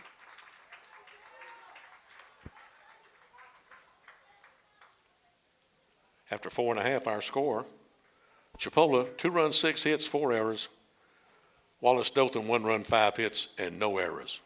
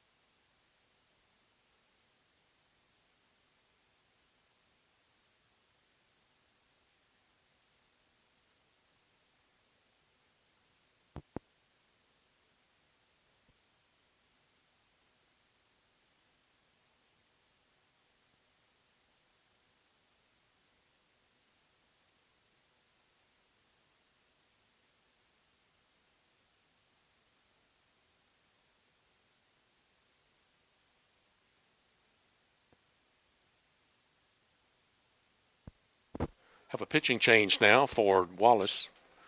Number 27, the left-hander Luis Guerrera has come in to pitch. And he will face Daniel Serta leading off here in the bottom of the fifth inning. Indians with a 2-1 lead.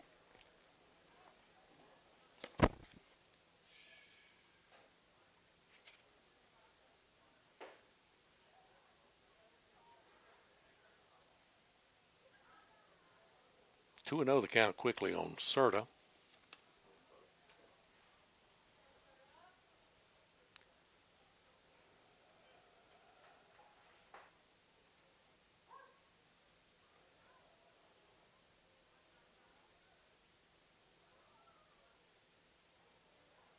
Serta's 2 for 2 on the day.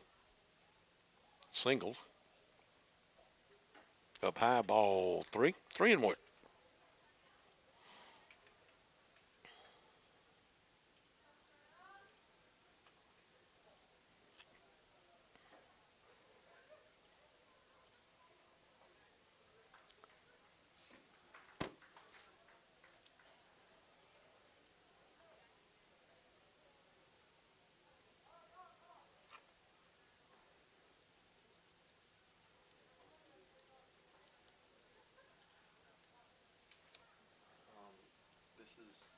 This isn't Luis Guerrero. This is Evan Boyle.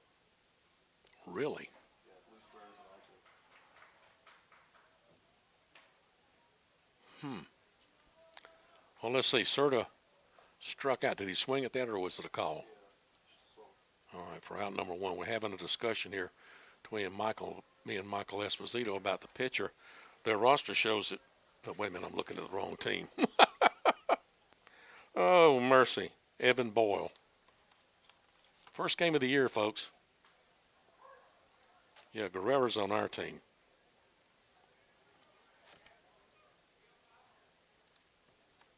Evan Boyle.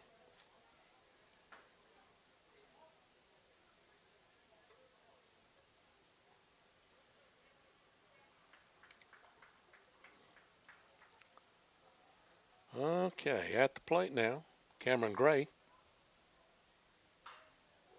Swinging a foul.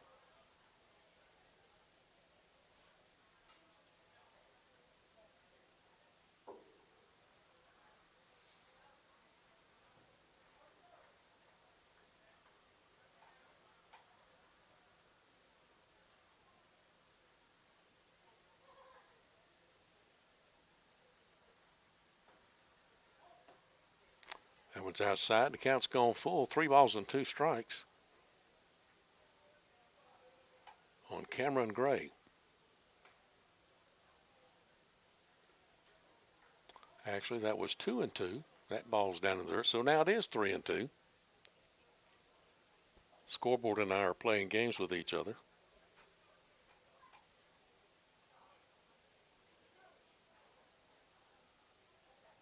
But Cameron waiting for the 3-2 pitch from Evan Boyle. Outside corner, call strike 3. Back-to-back strikeouts. Have to own up to another error. That's my third of the day.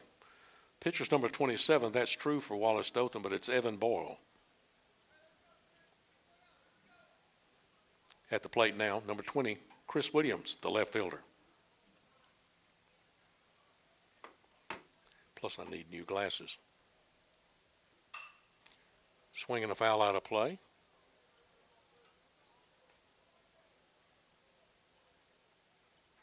0-1 the count on Chris Williams.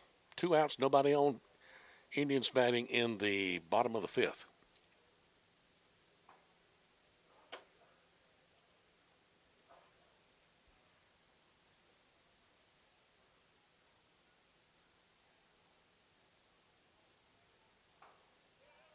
Caught the corner. Strike 2, a ball and 2 strikes. Boyle has looked pretty sharp since he's come in here. Big, tall, lanky left-hander. That one's low and away. Gets away from the catcher, but nobody on base, so no harm, no foul. They don't have heights and weights on their roster, but I'd say he's at least 6'4". And probably soaking wet weighs 180. Ground ball to the second baseman. Picks it up, throws over, and got the runner at first. Williams 4-3 on the putout, so 3 up, 3 down for the Indians here in the bottom of the fifth. No runs, no hits. Played 5 complete innings, and our score remains Chipola 2 and Wallace Dothan 1.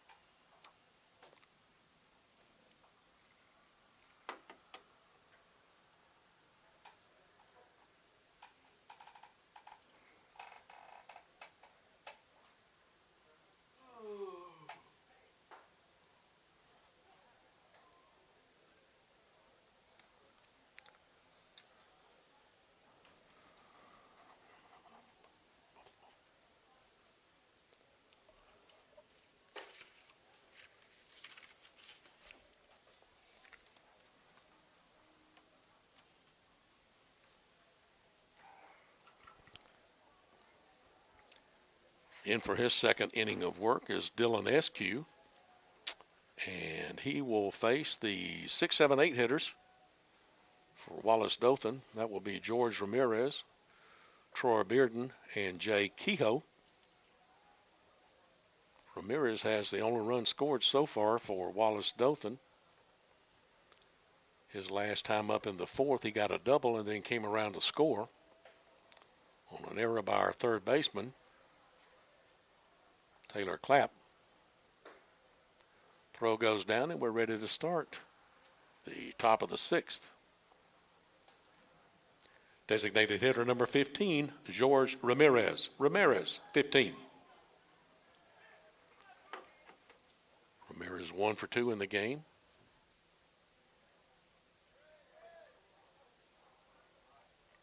Ramirez a little bit on the stocky side. Probably about 5'10", 5'11". So we're going to drive over the shortstop's head out into left center field.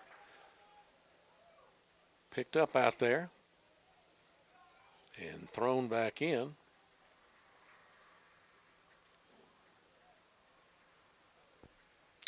So a leadoff single for Ramirez. Right fielder number 19, Troy Bearden.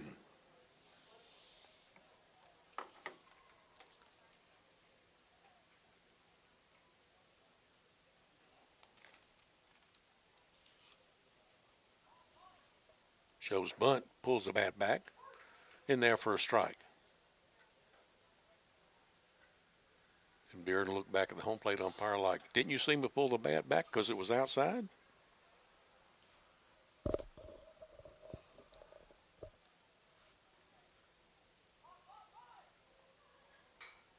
Bunts the ball foul. 0-2. Back in my short-lived playing career, the one thing I could do was bunt. But it seems like it's a lost talent now.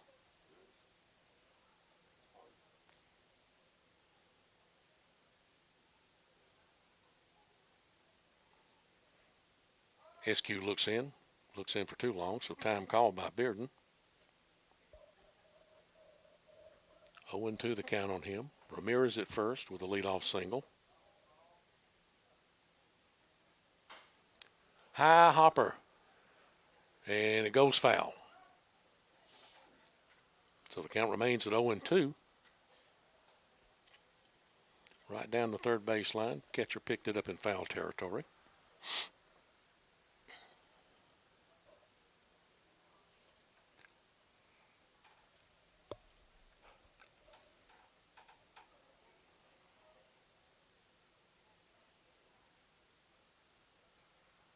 Just a few wispy clouds over in the distance out above the center field fence. Other than that, hadn't been a lot of clouds around today. It's been a beautiful day here in Marietta.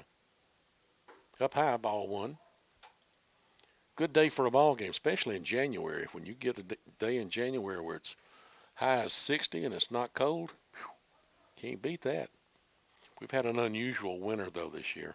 We've had a lot of warm days. A lot of rain. High pop up In foul territory, Cameron Gray makes a catch for out number 1 as Bearden pops out in foul territory to the first baseman. Catcher number 25, Jay Kehoe. Kehoe is 0 for 1, struck out, took a called third strike back in the second, and walked back in the fourth.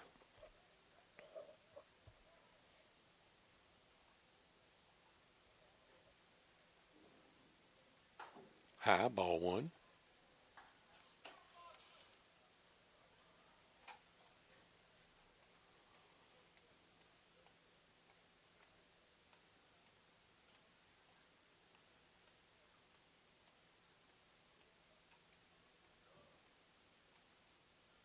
SQ checks the runner. Here's the pitch. Up high, ball 2. 85 mile an hour. SQ steps off the rubber, rubs the ball up a little bit. Now he's ready to get back on the rubber and ready to pitch.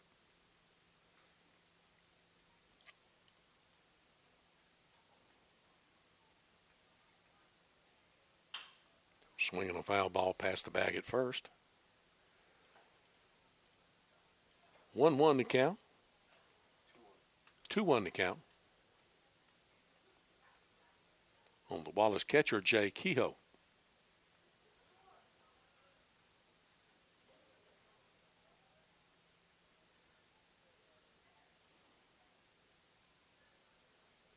Here's the 2-1 pitch. High, pop foul out of play. Evens count at 2 balls and 2 strikes.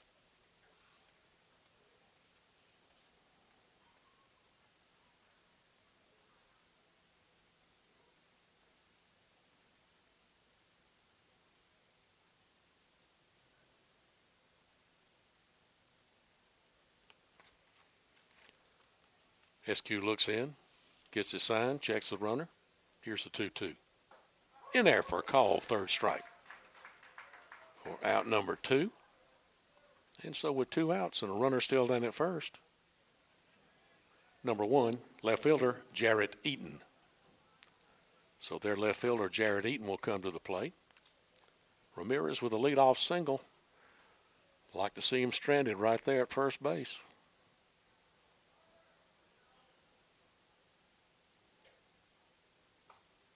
SQ checks a runner, goes into the stretch. Now time called.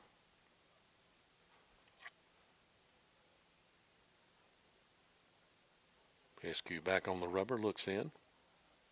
Checks the runner at first again. And the first pitch to Eaton. A little bit low, ball 1.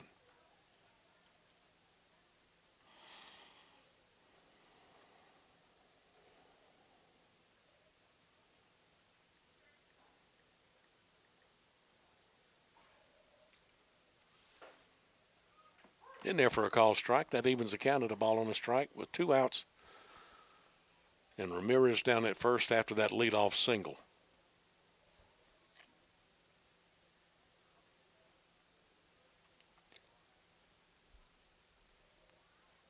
Here's the 1-1.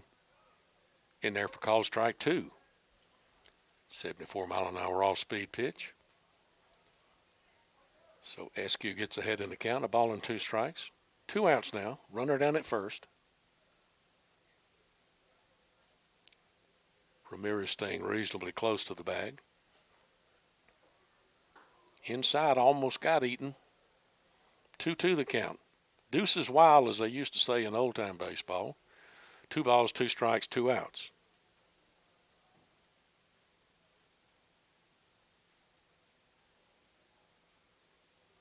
SQ checks the runner Ramirez. Here's his 2-2 to Eaton. Low and inside, the count's gone full on the Wallace Dothan left fielder. He's the number 9 guy in the batting order. So if he gets on, we go back up to the top of the order here in the top of the 6th inning.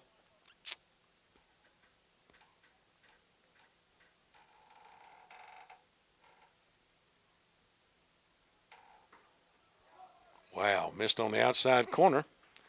So a 2-out walk will put runners at first and second.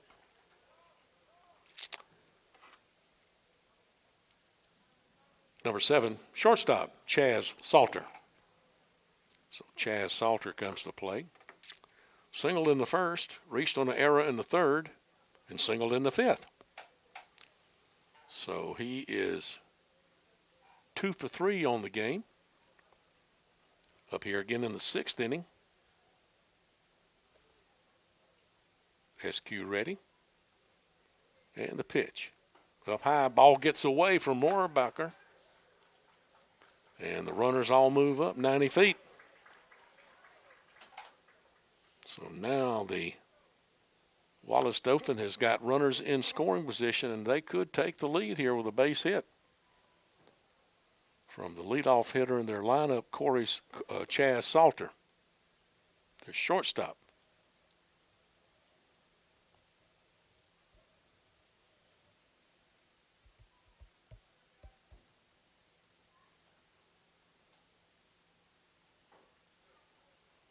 Caught the corner to even the count of the ball on a strike.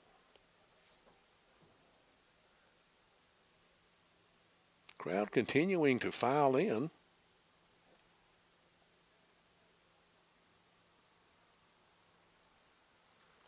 And that's a good note. SQ ready. Here's the 1-1. Low and inside, ball 2.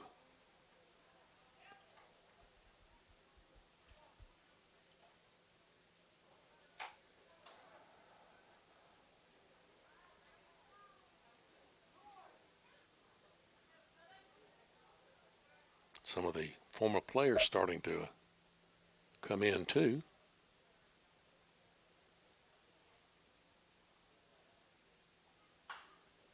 Swing and a foul. 2-2. Of course, we're going to have the ceremony right after the game to change the name of the field from Chipola Field to Jeff Johnson Field. Supposed to have a home run derby. I know the ceremony changing the name of the field is going to be on YouTube. I'm not sure the rest of the ceremonies will. Fly ball out to right field. And making the catch, Andre Tarver for out number 3. So Salter flies out. After 5.5 innings, our score remains Chipola 2 and Wallace Dothan 1. I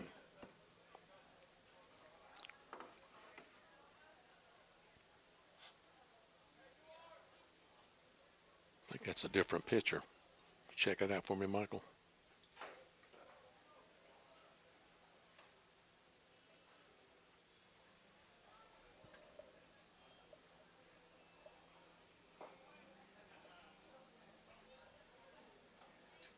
maybe?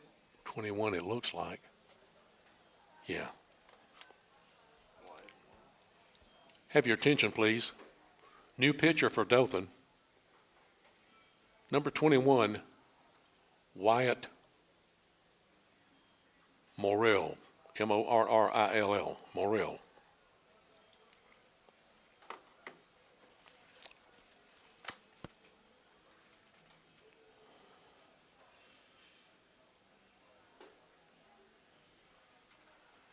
So we have a new pitcher that will be facing our 5, 6, 7 hitters.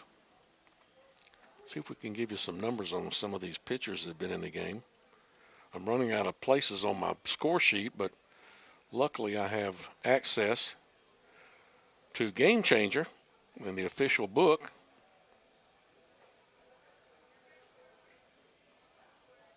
Boyle pitched 1 inning, struck out 2. For us, Bennett pitched 2 innings, 1 hit, 1 run, walked 1, struck out 2.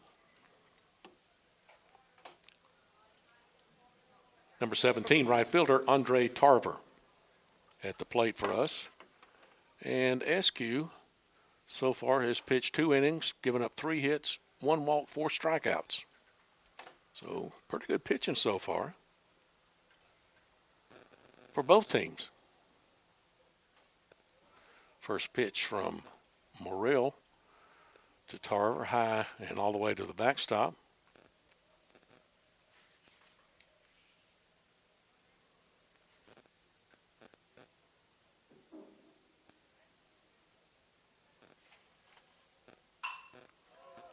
Long fly ball to center field. Center fielder over to his left and will make the catch for out number one as Tarver flies out to the center fielder.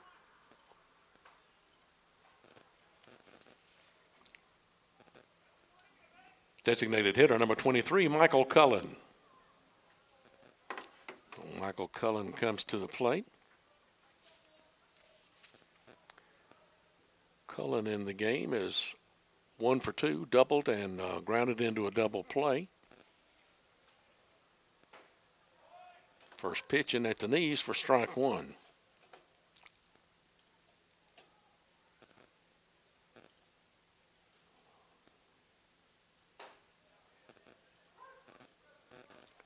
Next pitch in there for a call, strike two.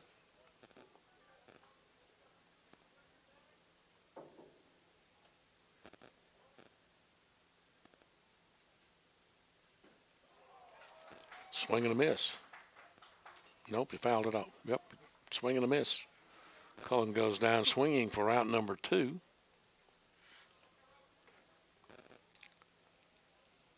Number 4, catcher Josef Rohrbacher. Rohrbacher took a call, third strike in the second, struck out swinging in the fourth, so he is 0 for 2.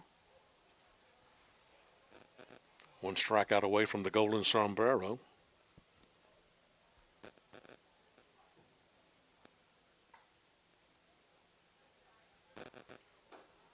One 0 for Morrill.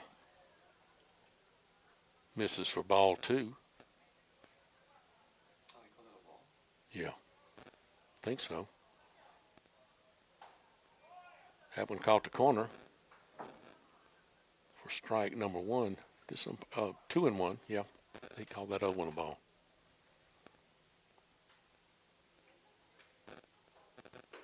Up high, ball three. So Morrill 1 ball away from issuing a 2-out walk to our 7-hole hitter, catcher Josef Rohrbacher. Walked him. So with 2 outs and nobody on, we have a runner down at first now, and Taylor Clapp will come to the plate. Third baseman number 6, Taylor Clapp. Clapp flew out to center field and took a call, third strike, so he's 0 for 2.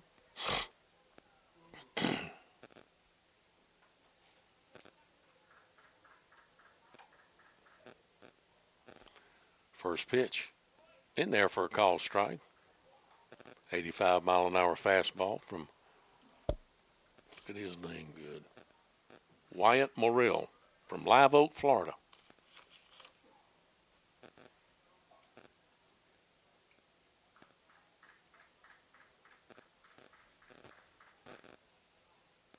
Here's the 0-1 inside.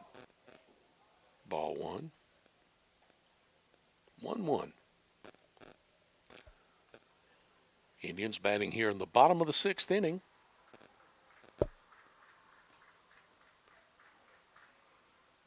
Game getting close to the 2-hour limit. Pitch gets away from the catcher, but not far enough for Rohrbacher to think about trying to take second base, especially with 2 outs.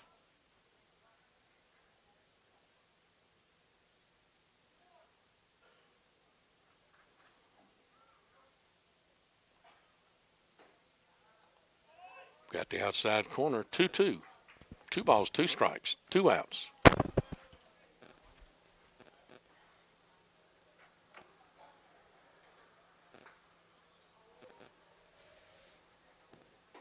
Ooh, inside, almost nicked him. Chin music. 3 balls, 2 strikes, 2 outs. The count's full on Taylor Clapp, number 8 hitter in Coach Jeff Johnson's batting order. Morrill ready. Here's the pitch. Inside, ball 4. And so back-to-back walks put Indians at first and second. And we'll bring up Number 26, second baseman Isaiah Byers. So Byers comes to the plate. Struck out in the second, walked in the fourth. So he is 0 for 1.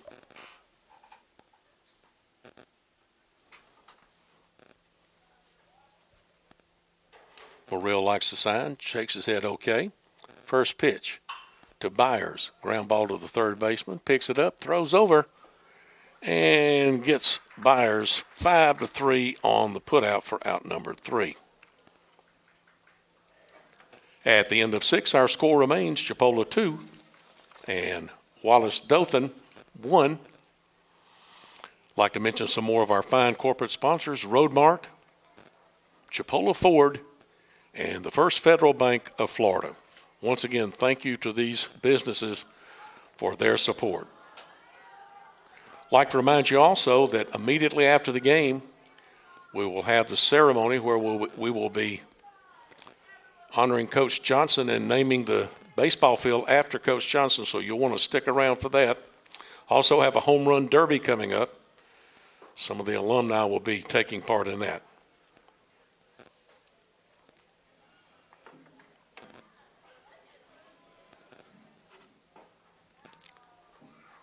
I don't like this new mic that they gave me, the portable mic. The other one could cut off. Would cut off easier. This one won't cut off, so. Like I say, folks, you're going to have to kind of bear with me for a game or two till we get it under our belts and get going again. But I'm doing the PA work and also doing the internet play-by-play, trying to provide you with a little bit of information. I noticed I watched some of the schools that were playing basketball and even in baseball last year and softball, and they just show the game. They don't have anybody telling the score or who did what or what the lineups are or anything. So I may not be the best announcer you ever heard, but at least I try to give you some information. Pretty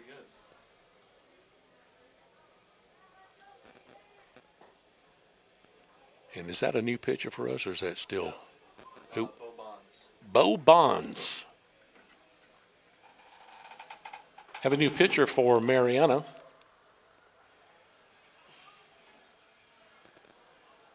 Number 10, Bo Bonds, on the mound. Sounds like Bo's got a lot of family here.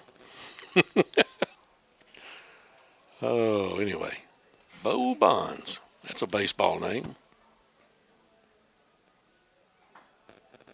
Sissy from Sewanee, Florida.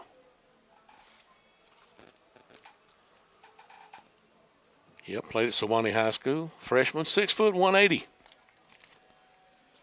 As he will pitch the top of the 7th. And he will be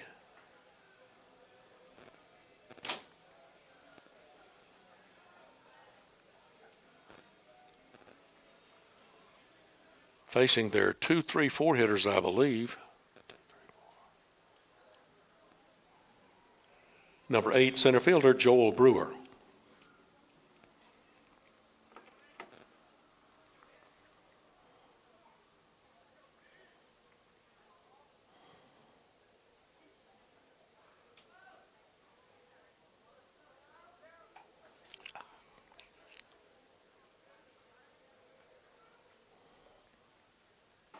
First pitch misses low and away for ball 1.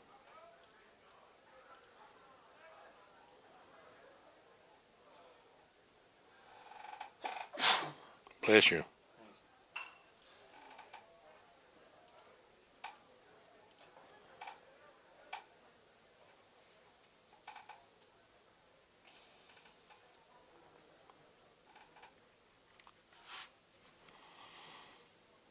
Bonds looks in, gets a sign. Here's the 1-1.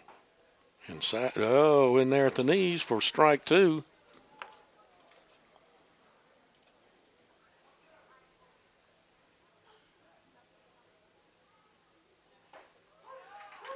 In there for call, strike 3.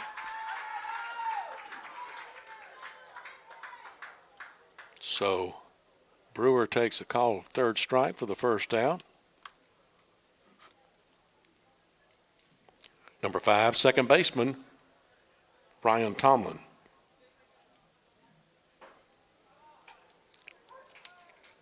First pitch in there for a called strike.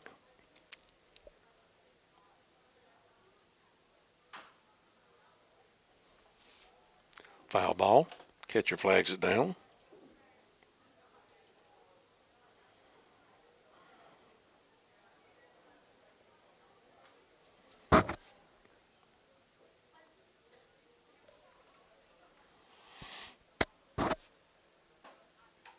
Up high for ball one. 1 ball and 2 strikes. Look back and see what the numbers we have on Dylan Eskew. Ground ball to Cameron Gray. Flips over to the pitcher Bonds covering. So 1-3 on the put out on Tomlin for out number 2.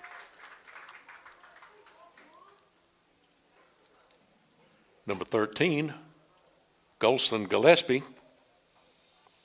first baseman. So Bonds has come in and looked good to his first 2 hitters. Caught the corner, strike 1. Eskew did 2 innings, 3 hits, 1 walk, 4 strikeouts. So good outing for Dylan Eskew. Caught the corner again. Quickly 0-2 on Golston Gillespie. Swing and a miss. And Gillespie goes down swinging, so a quick 1-2-3 inning for Bonds. No runs, no hits, no errors, nobody left. After 6.5, our score remains Chipola 2 and Wallace Dothan 1.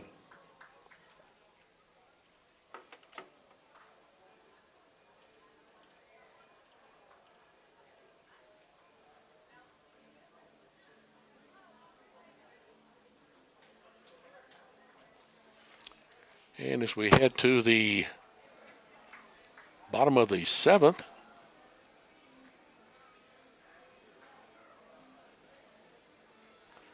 we will be sending up our top 3 hitters, Rozier, Serta, and Gray. 1, 2, 3 to face Wyatt Morrill in his second inning of work.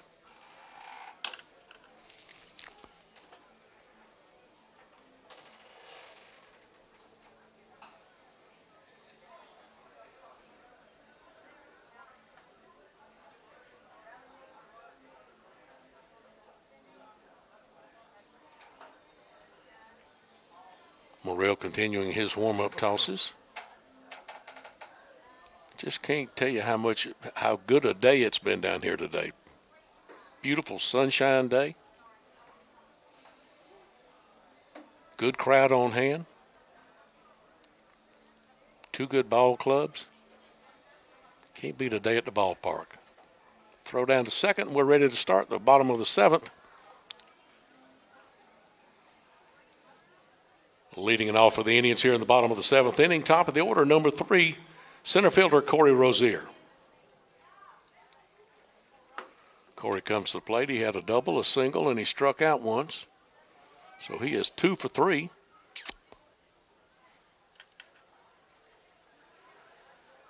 Always like to see your leadoff hitter getting some hits, getting on base, setting the table.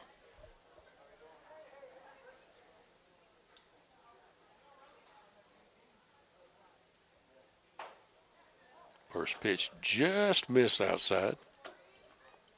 Morrell looks like he's a pretty good sized young man. I'd say he's probably about 6 foot, 6'1", probably around the 200 mark. That one's high, ball 2.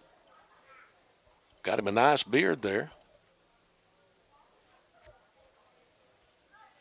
I went through that phase a long time ago. A beard like that.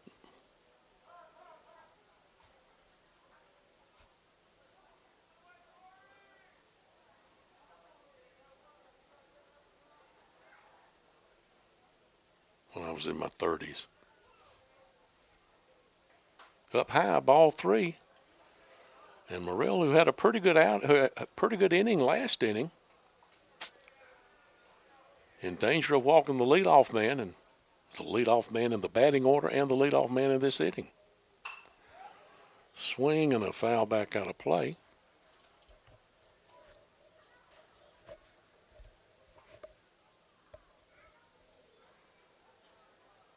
Corey figured that might be a good one to take a swing at. Him with a 3-0 count, he was sure going to try to be around the plate. Foul that one off, though. Morrill's ready. Here's the 3-1. Outside, ball 4. Second walk of the game that Rozier's had. So a leadoff walk here in the bottom of the 7th. Shortstop number 7, Daniel Serta. Daniel singled in the first, singled in the third, struck out swinging in the 5th. So he is 2 for 3. So top 2 hitters in the lineup have 4 of our hits. Caught the outside corner with that pitch. We have 6 hits in the ball game, and Serta and Rozier have 4 of them.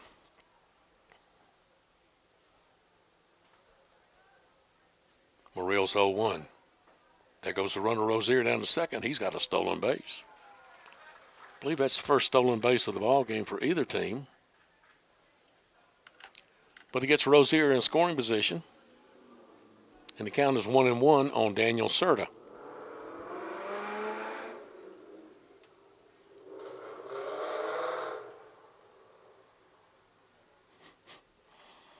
Somebody with a loud car. Mustang. Is it a Mustang?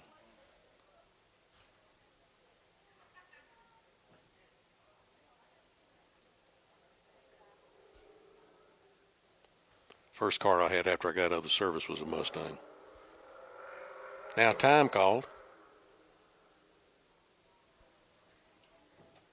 Ooh, that's a nice looking one. Got it sitting low, dark colored. Wheels on it.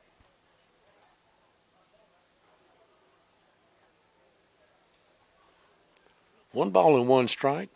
A lot of activity around here on River Road. People coming by to see what's going on at the ballpark.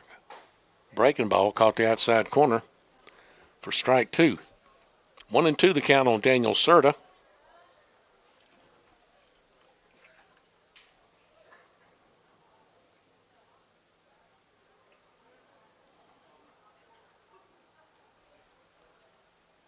Inside, almost got him. Ball gets away from the catcher. Going down to third base is Rozier. So he's in scoring position. 2-2 the count. I'm not sure if that was a wild pitch or a pass ball. I think it might have been a wild pitch. That's what we're going to put down for the time being. 2-2 the count now on Serta. Swing and fouled it back. Goes all the way to the backstop.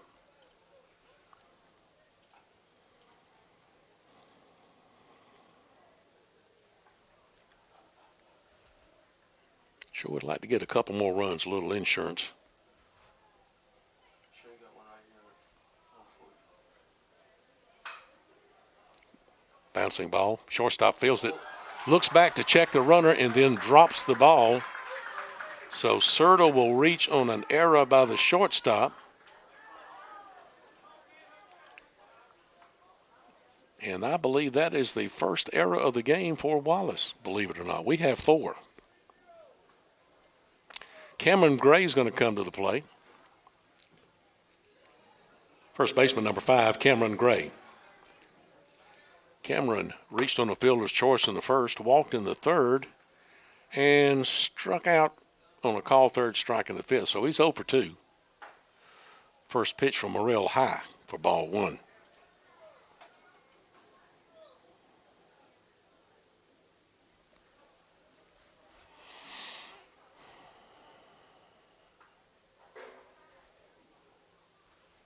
Morrill ready. Here's the pitch. Foul ball. Ground ball past the bag at first. First baseman looked like he had a shot at it, but he was in foul territory.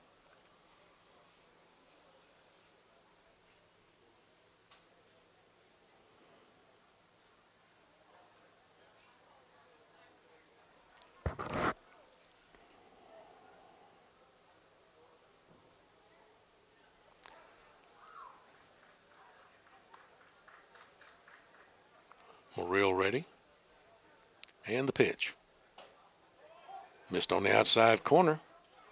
Ball one. 1 ball, 1 strike. What you got, Michael? 1-1? Got 2-1. That's what I thought. 2-1 to count. This umpire's not really good about giving a count between pitches like a lot of them do. Throw over. Serta back. And a lot of umpires, they look at the scoreboard. If they notice the scoreboard's not, doesn't have it right, they'll flash it up. But the count is 2-1. Outside, ball 3. Morrill just one bad pitch away from loading the bases with our cleanup hitter on the on-deck circle. Indians really need to do something here in the bottom of the 7th. High pop-up, foul territory. Third baseman over near our dugout. But on top of the roof. Count will hold at 2-2.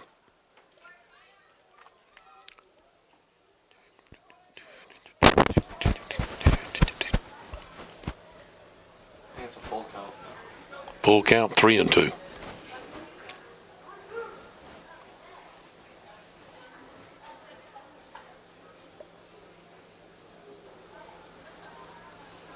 And the pitch. There goes the runners. There's a fly ball to left field. The left fielder back near the warning track makes the catch. Tagging up and coming in to score will be Corey Rozier.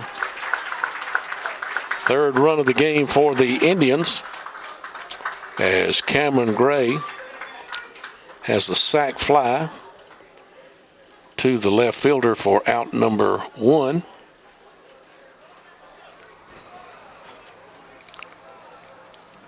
Number 20, left fielder, Chris Williams.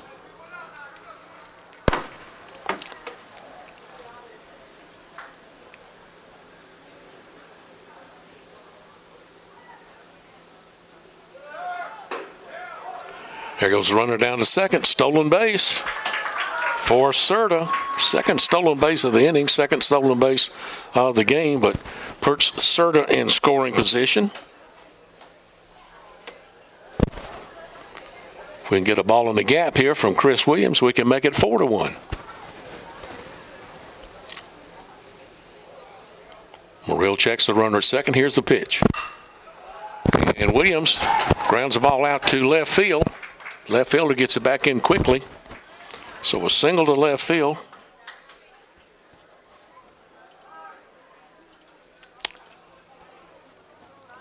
Pitch and change.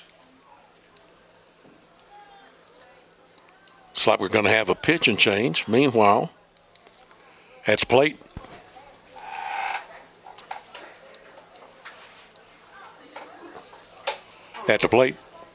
well, it's not going out. At the plate, number 17, Andre Tarver. Tarver, 17.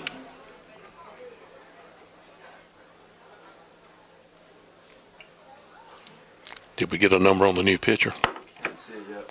Okay. It's another right-hander. Big, tall, lanky kid. 17.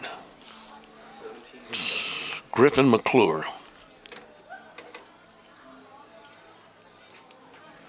Have your attention, please. Now pitching for Wallace Dothan, number 17, Griffin McClure. McClure, 17. McClure from Roswell, Georgia, just north of Atlanta. He is the 6th pitcher of the game for Wallace Dothan.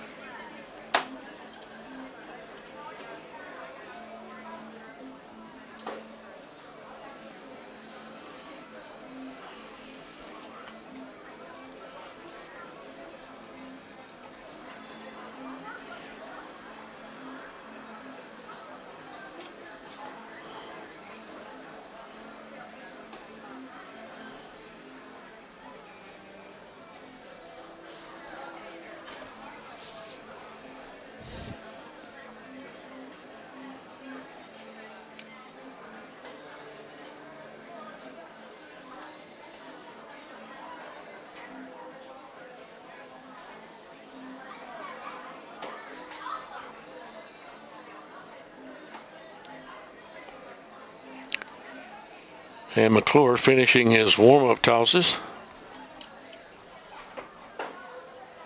And we are ready.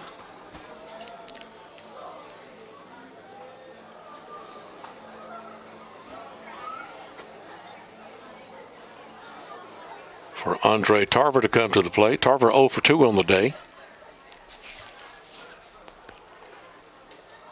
And this with a runner down at third, 1 out.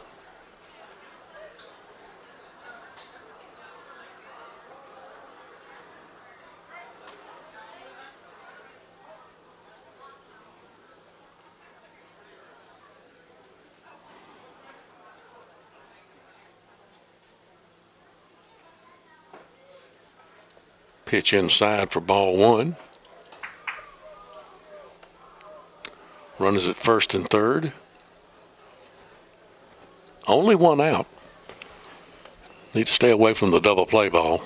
Throw over by McClure. But Tarver back in safely. Or excuse me, that was Chris Williams because Tarver's at the plate. Chris Williams back in safely.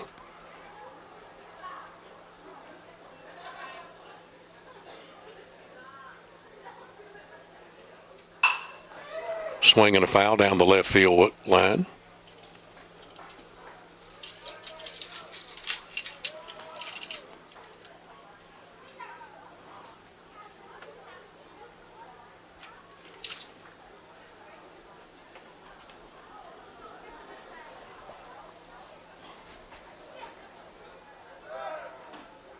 Pitch inside. Williams goes down to second base on the stolen base. Third stolen base of the inning, by the way. Third of the game for the Indians. I know in the major leagues they wasn't giving him a stolen base because they didn't try to throw down, but I'm old-fashioned. Up high, ball 3. 3-1. McClure just one bad boy away from loading the bases. With Cullen coming up. Cullen's got a little pop in his bat. Not necessarily home run ball, but he can put them in the gap real easy.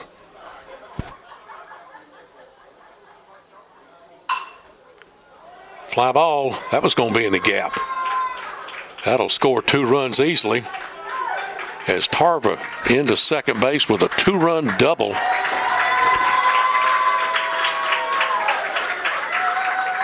Third run of the inning for the Indians. Second hit. Nice double by Tarver. It's 5-1, right? I think that's right. We'll double check it. They just got 3-1, but I got 5-1. Because we've scored 3 this inning and we had 2 already. 5-1.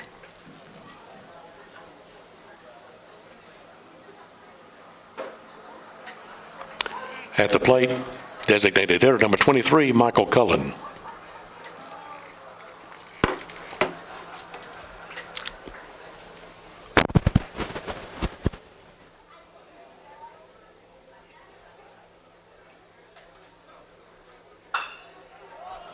Pop up into the infield.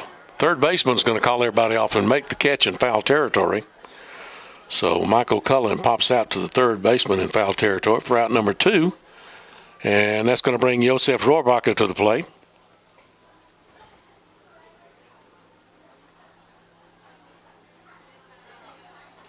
Or did he call Rohrbacher back? Going to have a pinch hitter. See if you can help me pick up the number, Michael. Marrero. Who is it? Nick Marrero. Nick Marrero. Yep.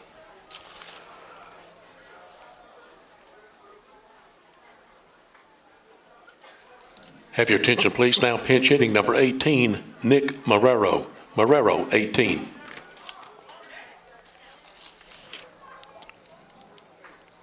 And is he a catcher? Will he stay in the game? He is a catcher. Okay.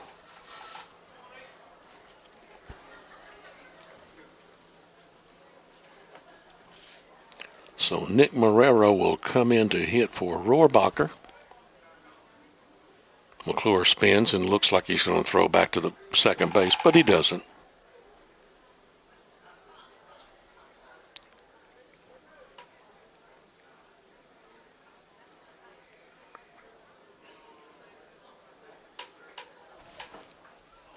Swing and a miss by Marrero.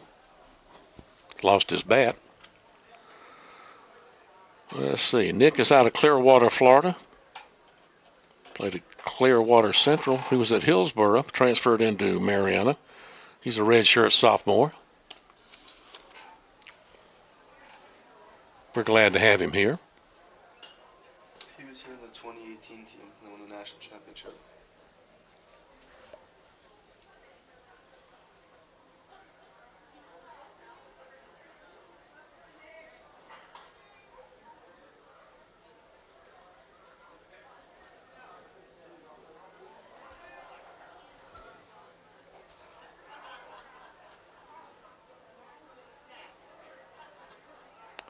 Swing and a miss. Strike two. Kind of a weak swing on that one. Had him a little bit fooled. Nick's walking around talking to himself down there. Like, why did I swing at that? That's all right. Get ready to get back in there and get ready for the next pitch.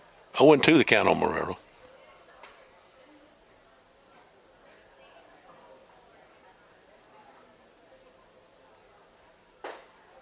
Up high, ball one.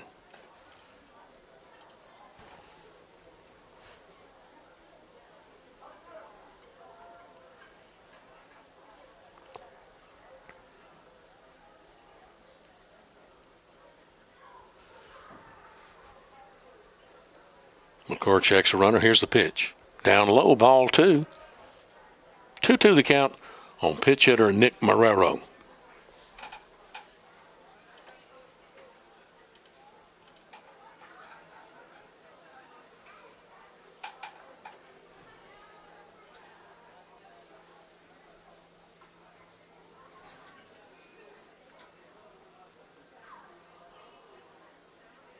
McClure checks a runner, checks him twice. Here's the pitch. Foul ball. Down toward the Indian dugout. Of course, the guys got that screen in front of the dugout now to protect them. They can sit out in front of the where they used to have to sit on the rail in front of the dugout. Now they've got another rail out in front of that with netting to protect them. And they can sit out there and see what's going on. Just one of the new changes here at Chipola Field, soon to be Jeff Johnson Field. Checked it. Did he go around? Nope. Home base umpire said he did not. So after being down 0-2, Marrero has fought back to a full count. Come on, Nick, get a base hit.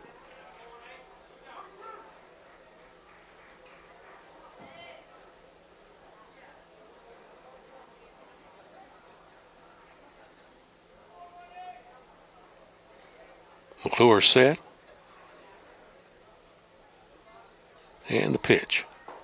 Down low, ball four, and the runner goes to third on that. So Tarver moves over to third on a stolen base. And Marrero walks. Taylor Clapp. Number 6, third baseman, Taylor Clapp.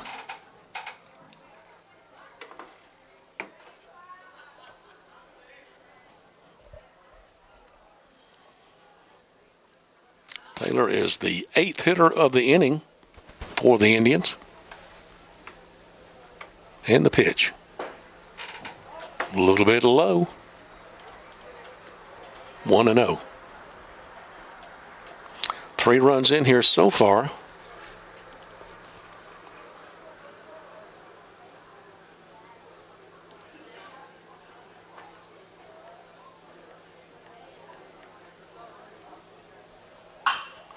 Swing and a drive to left field. The left fielder moving over toward the line. Foul ball. Left fielder had a long way to go and he couldn't get to it, but the ball drifted into foul territory.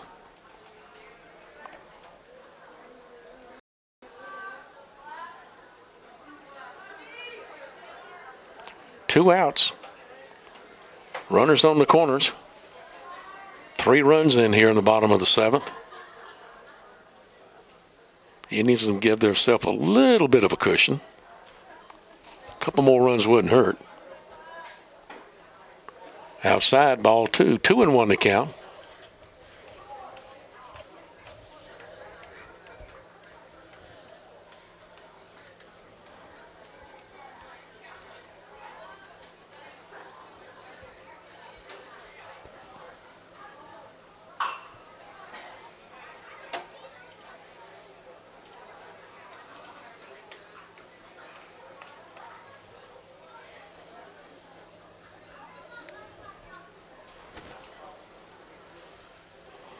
Two, and this is a real deuces are wild. 2 balls, 2 strikes, 2 outs, and 2 on.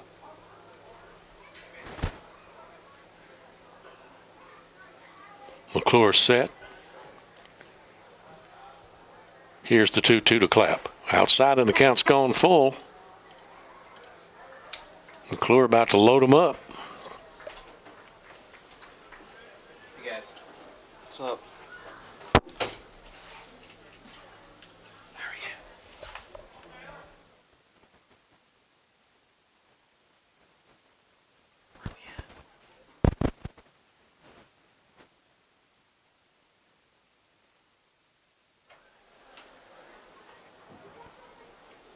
3-2 the count. 2 outs. Runners on the corners.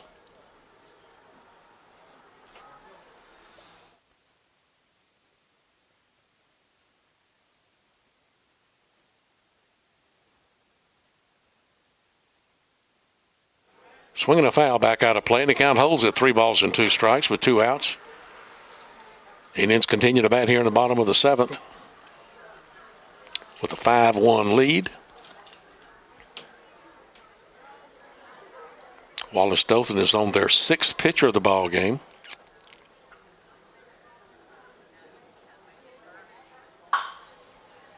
Swinging a foul just past the bag at third. Coach Fio just about fielded it over there.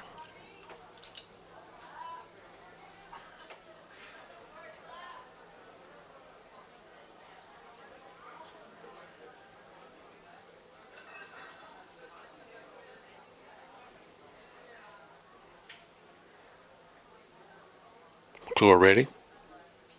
Here's the 3-2. Swinging a foul back out of play. Clapp making McClure throw him a lot of pitches. He's thrown a lot of pitches in this inning.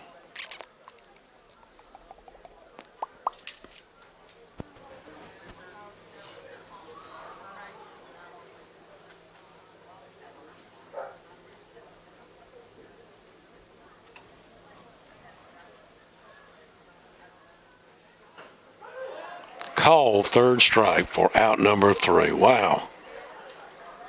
But the Indians do pick up 3 runs on, I believe I have them with 2 hits. It was 1 error, 2 runners left on base. And we have played 7 complete innings in our score. Chipola 5 and Wallace Dothan 1.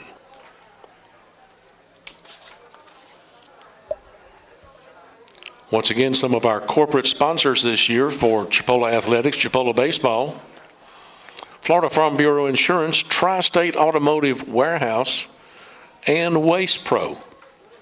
Just 3 of the fine corporate sponsors here for Chipola Athletics.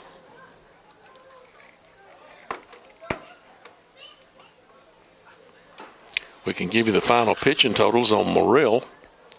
For Dothan, he pitched an inning and a third, gave up 1 hit, 3 runs. 2 of them were earned. Walked 3, struck out 1.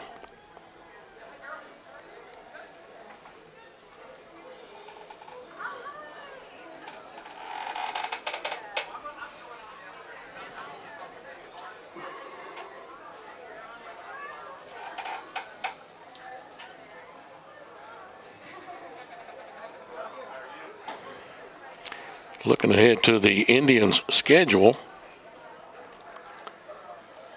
they will be down in South Florida next weekend. They'll be down in Auburndale. On Friday, they'll be taking on Seminole State. Then on Saturday, they'll be in Fort Myers, where they'll be playing Florida Southwestern at 12 o'clock Eastern time, I believe that is, and Broward at 3 o'clock. Then on Sunday, also in Fort Myers, they'll be taking on State College of Florida.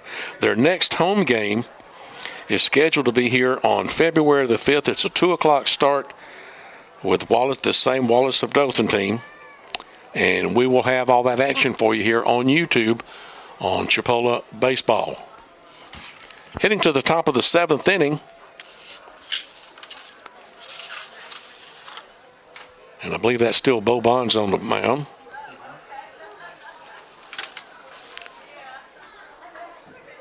Excuse me, I should say we head to the top of the 8th inning. And it will be the 5, 6, 7 hitters, I believe, coming up.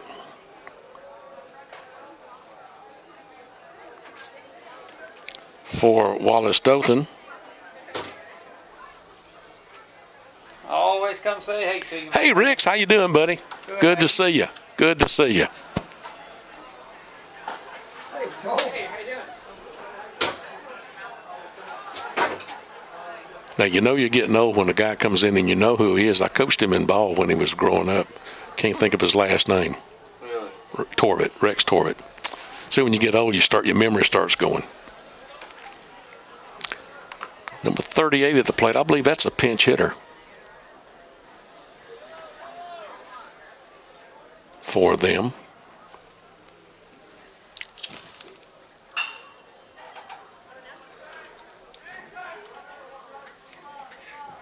I don't have a 38 on my roster. Have you got one on yours? 38 for them. Yeah, Mackenzie Hicks. Pinch hitter for Wallace Dothan, number 38, Kennedy Hicks. Hicks, number 38. See if he's got another number on here.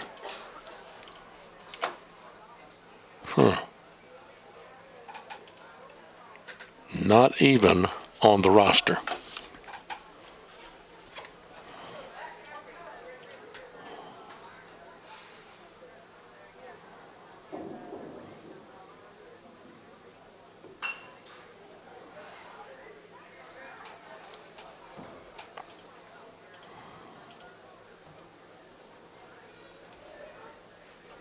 One ball and 2 strikes, the count. Hicks is batting for Howard. High and outside, ball 2.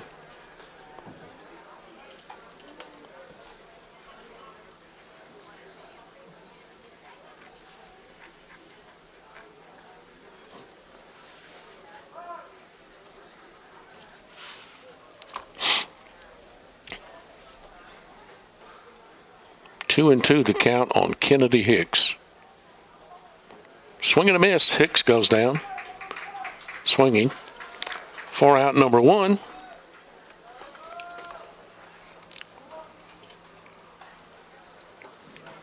Number 15, designated hitter, George Ramirez. This guy's actually been the best offensive player for Wallace Dothan today. George Ramirez doubled back in the 4th and came around to score a run, and singled back in the 6th. He's had 2 of their hits. Ground ball to Serta at short, picks it up, throws over, and retires Ramirez. 6-3 on the putout for out number 2. And with 2 outs, is going to bring number 19. Number 19, Troy Bearden, right fielder, at the plate. Bearden reached on an error in the 2nd. Popped out to the first baseman back in the 6th. Looks like he might have doubled back in the 4th. Swing and a foul ball.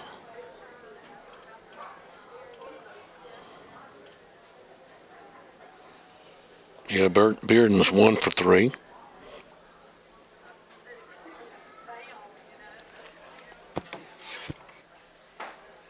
Ooh, caught the corner.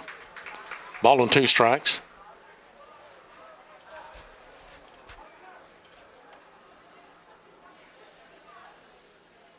Swing and a miss, and he goes down swinging. Good inning for Bo Bonds. 1, 2, 3. Ba-doom, ba-doom, ba-doom.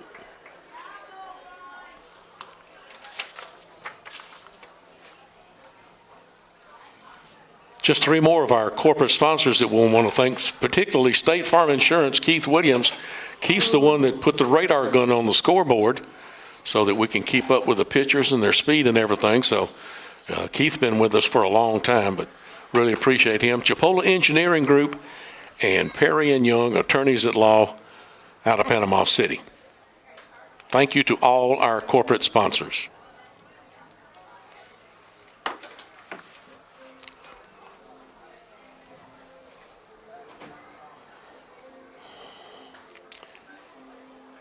Is that a different picture for them, Michael?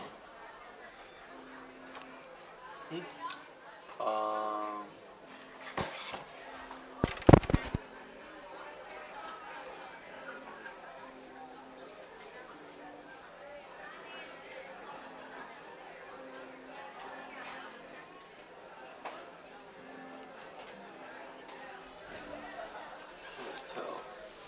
It's either 31 or 21. 21 or 30? No, 31, 31 was Wyatt Morrell, but that's not him. 51? Yeah. Braden Austin, I guess. Who? Braden Austin, I'm pretty sure. I don't even see him on. Here's Mackenzie Hicks. What you got? Yeah. Who is it, 51? Yeah, bottom. Braden Austin. New pitcher for Wallace Dothan, number 51, Braden Austin. Austin 51. New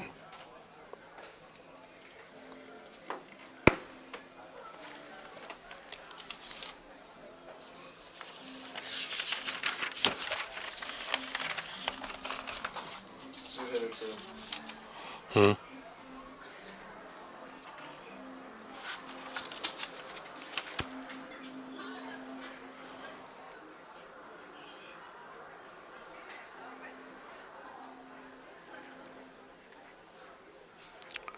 So Braden Austin will become the seventh pitcher of the game for Wallace Dothan. And who we got coming up here? 13. Blomgren. Pinch hitter Yep. for who? For Corey? For Isaiah Byers. Pinch hitting for Isaiah Byers, number 13. What's his name? Daniel Blomgren. Daniel Blomgren. Blomgren, number 13.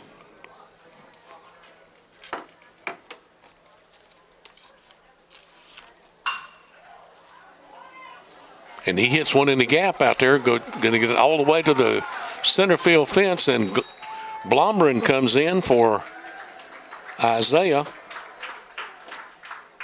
and gets a double. That's good. So we go back up to the top of the order now. Number 3, center fielder, Corey Rozier.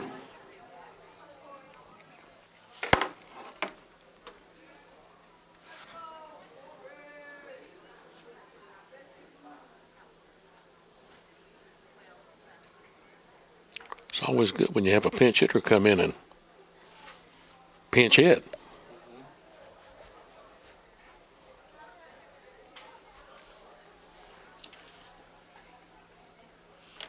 He'll probably stay in the game and play.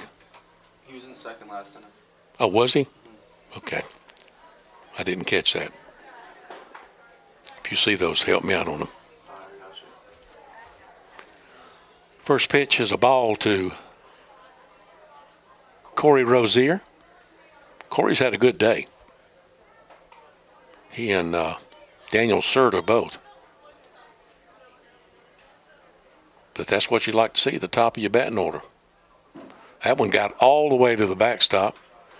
So a wild pitch will move Blomgren over to third after he doubled to lead off the inning.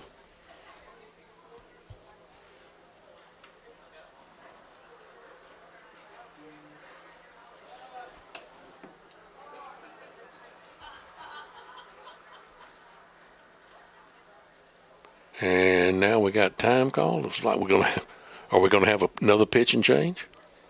Seems like it. Ooh. Okay. So Brayton Austin doesn't last very long. Got another pitcher coming in. I don't know if that was an injury thing or what. Because that last pitch he threw was nowhere near the plate. Can you pick up a number for me out there, Michael?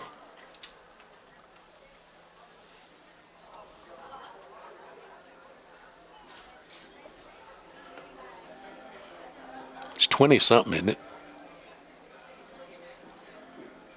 $20.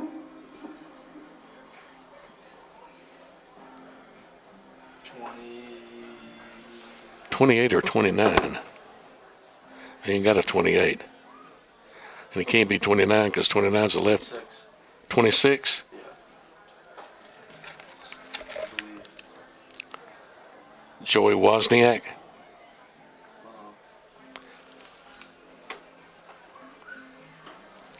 Have your attention, please. Now pitching for Wallace Dothan, number 26, Joey Wozniak. Wozniak, 26. Wozniak is a sophomore out of Dothan. He is the 8th pitcher of the game for Coach Mackie Sasser.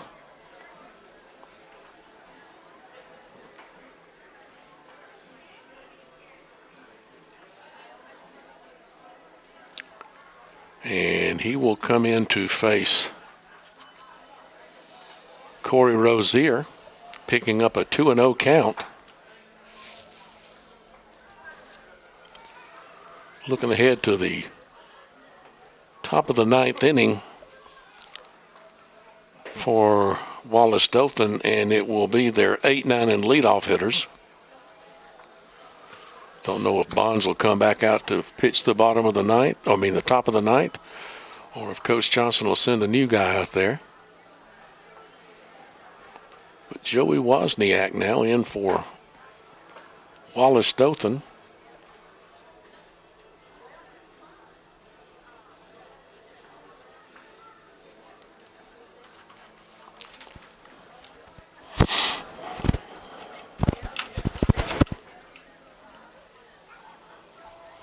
And he will pick up a 2-0 count on our center fielder, Corey Rozier.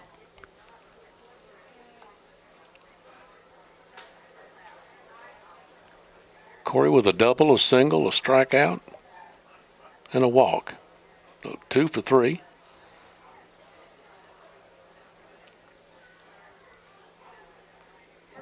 It's like he scored maybe 3 of our runs. See what Wozniak's first pitch is going to do. Low and outside, ball 3.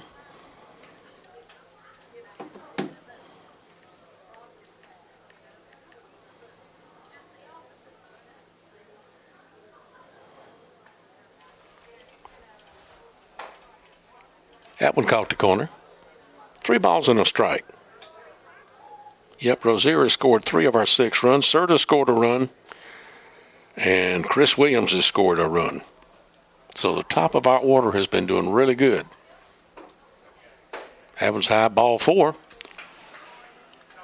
So a walk will put Rozier down at first.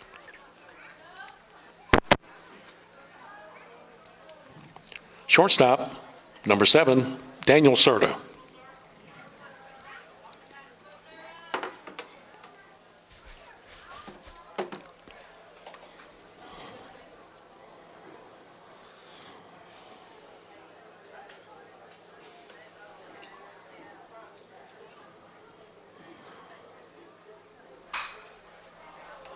Fly ball to right field, right fielder over near the line in foul territory. Couldn't get to it. He dropped it. And over into second base as Blumgren comes in to score.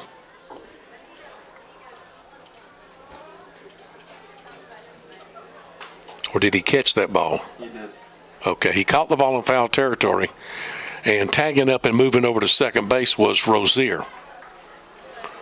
So Serta flies out to the right fielder in foul territory for out number 1.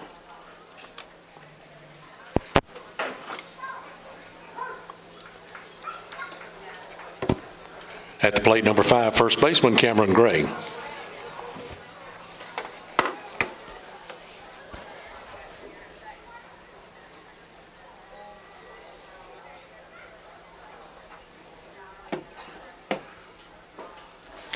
Down low, ball 1. Evens count at 1-1.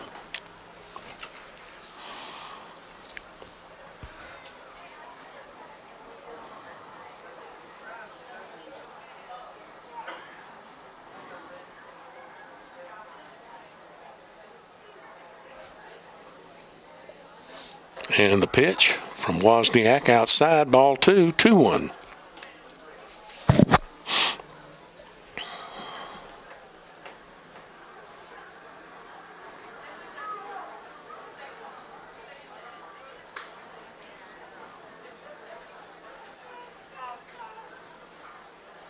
Wozniak checks the runner. And the pitch to Gray, swinging a foul back out of play. Evens the count at 2 balls and 2 strikes.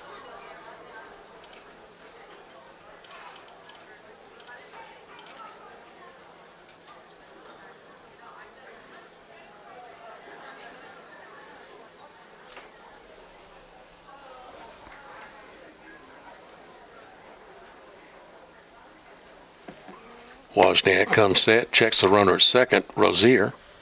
Here's the 2-2. Hit him. So hit by the pitch. And so Cameron Gray trots down to first. It's going to bring up left fielder Chris Williams. Nope, that's not Chris Williams. That's number 11. Matthew Corlew. Have your attention, please. Now pinch hitting for Chipola. Number 11, Matthew Corlew. So Matthew Corlew will come in to pinch hit for Chris Williams.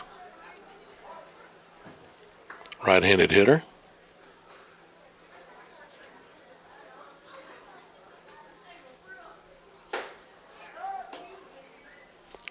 First pitch in there for a strike. Was Corlew in the game already? But he will probably stay in and play left field for Williams or be in the outfield.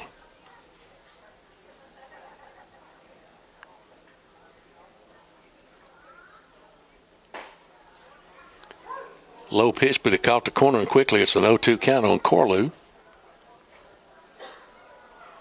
With one out, 1 run in. Runners at first and second. Indians now with a 6-1 lead. Tried to check his swing, but he fouled it off. I think Kohler was wanting to say that the ball hit him.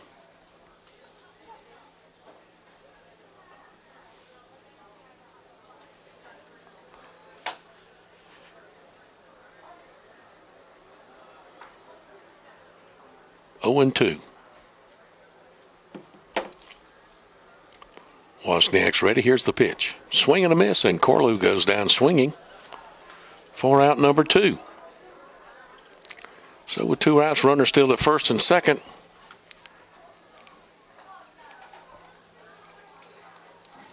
Number 17, right fielder, Andre Tarver, will come to the plate.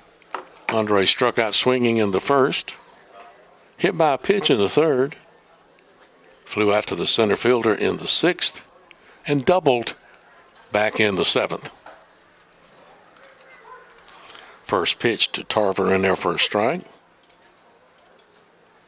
So Tarver 1 for 2 with 2 RBIs. Good game for Andre. Wozniak ready. Checks the runner at second twice. Here's the pitch. In there for call strike 2. Ball looked high and outside up here. but we are sitting up above the umpire in the top of the stands. Tarver awaits an 0-2 pitch. Outside, ball one.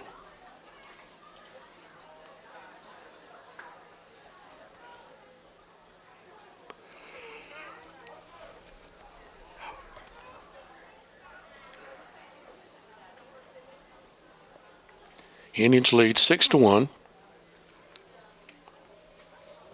Batting in the bottom of the eighth.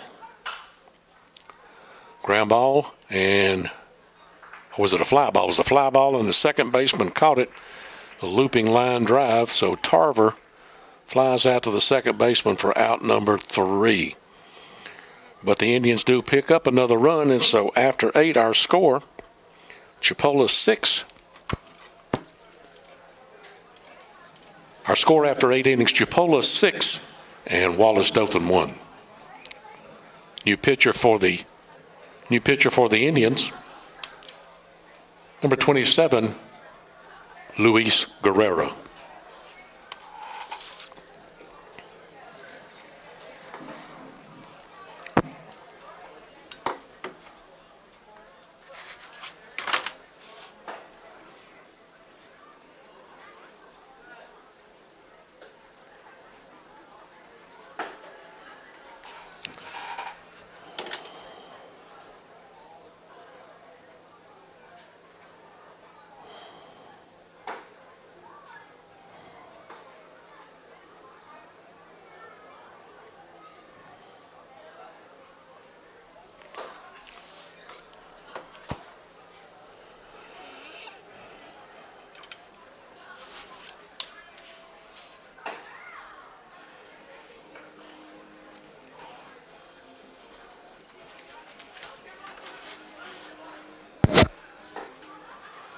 Remind you once again that our next game on YouTube will be on February the 5th.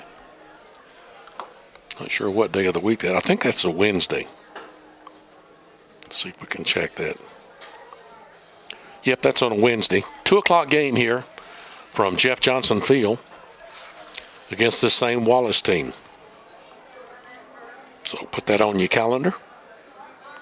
Be glad to have you back. Guerrero continues to warm up. Throw goes down to second. We're ready for the top of the ninth. Luis is out of Miami, Florida. And he was homeschooled.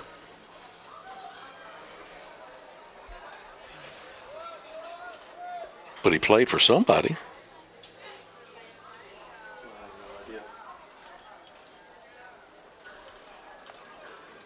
But he will be facing the 8-9 hitters and leadoff. Keogh, Eaton, swing and a miss by number 24, and that is not Keogh. That is Landon Cato.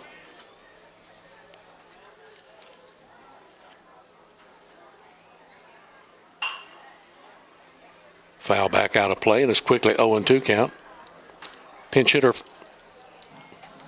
for Wallace Dothan, number 24, Landon Cato. Cato, 24.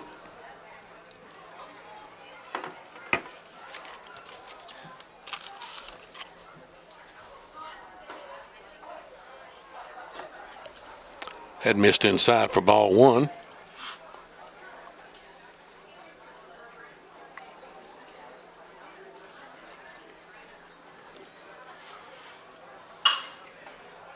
Ground ball back to the pitcher. Guerrero picks it up, throws over, and retires Cato. 1-3 for the putout. For out number 1. See if we got a pinch hitter or if we got Eaton coming up. No, that's Eaton. Number 1, left fielder, Jared Eaton. I noticed that Guerrero a while ago on one of his pitches didn't do it this time. Fly ball to right field. The right fielder over, and it's a home run. Wow, Jared Eaton popped one out of the ballpark. Make it 6-2. Wow. Pretty good power out of a little guy. So that makes it a 6-2 ball game.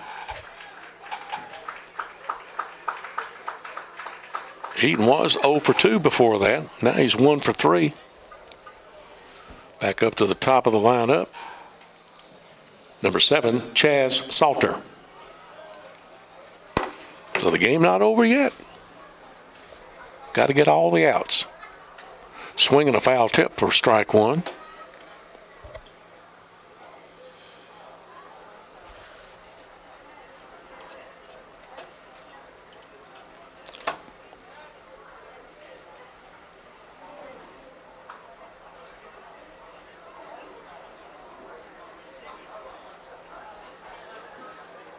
Here's the 0-1. Inside, almost plunked him. 1-1 on Chaz Salter, their leadoff hitter. Chaz out of McDonough, Georgia.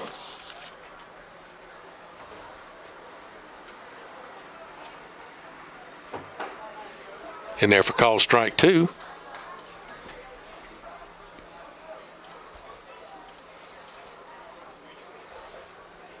One ball and 2 strikes on Chaz Salter.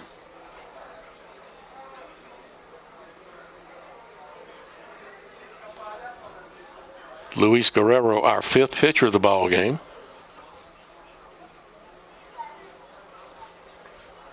Swing and a miss. And Salter goes down swinging for out number 3. For out number 2, I should say. Getting ahead of myself.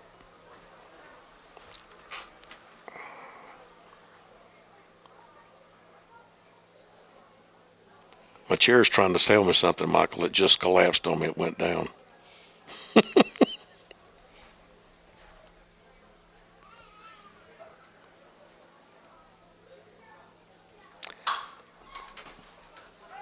Ground ball foul. Channel 7 Sports, Weekend Sports guy was just in here. Didn't say anything to us, though.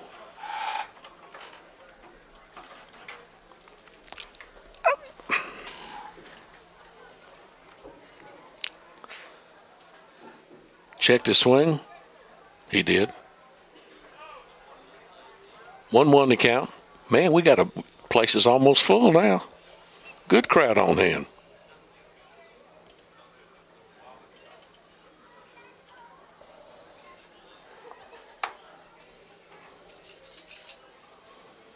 Here's the 1-1 from Guerrero.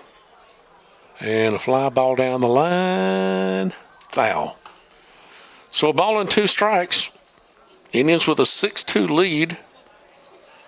6 runs, 9 hits, 4 errors for our Indians. 2 runs, 7 hits, and 1 error so far for the Wallace Dothan team. Guerrero looks in, gets the sign from Morera. Did he go around? He did not. 2-2. If you remember that Nick Morera came into the game for Josef Rohrbacher a couple innings ago. He's behind the plate. Here's the 2-2. Down low and the count's gone full.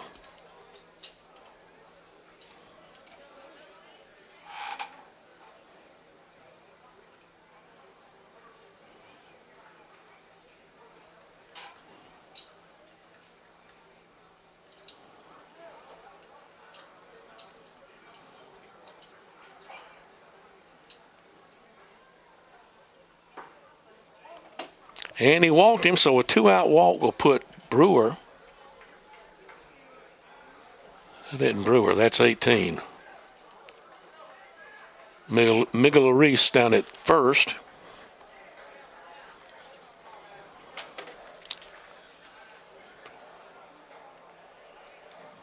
Number 5, second baseman Ryan Tomlin.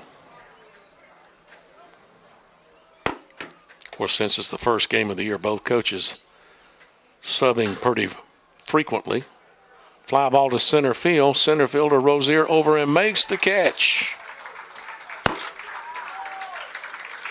Final score, Chipola 6 runs. And 2 runs for Wallace, Dothan. Remind you to stick around. We have the ceremony to rename Chipola Field Jeff Johnson Field. Also have a home run derby too, so stick around. That'll be going on in just a few minutes.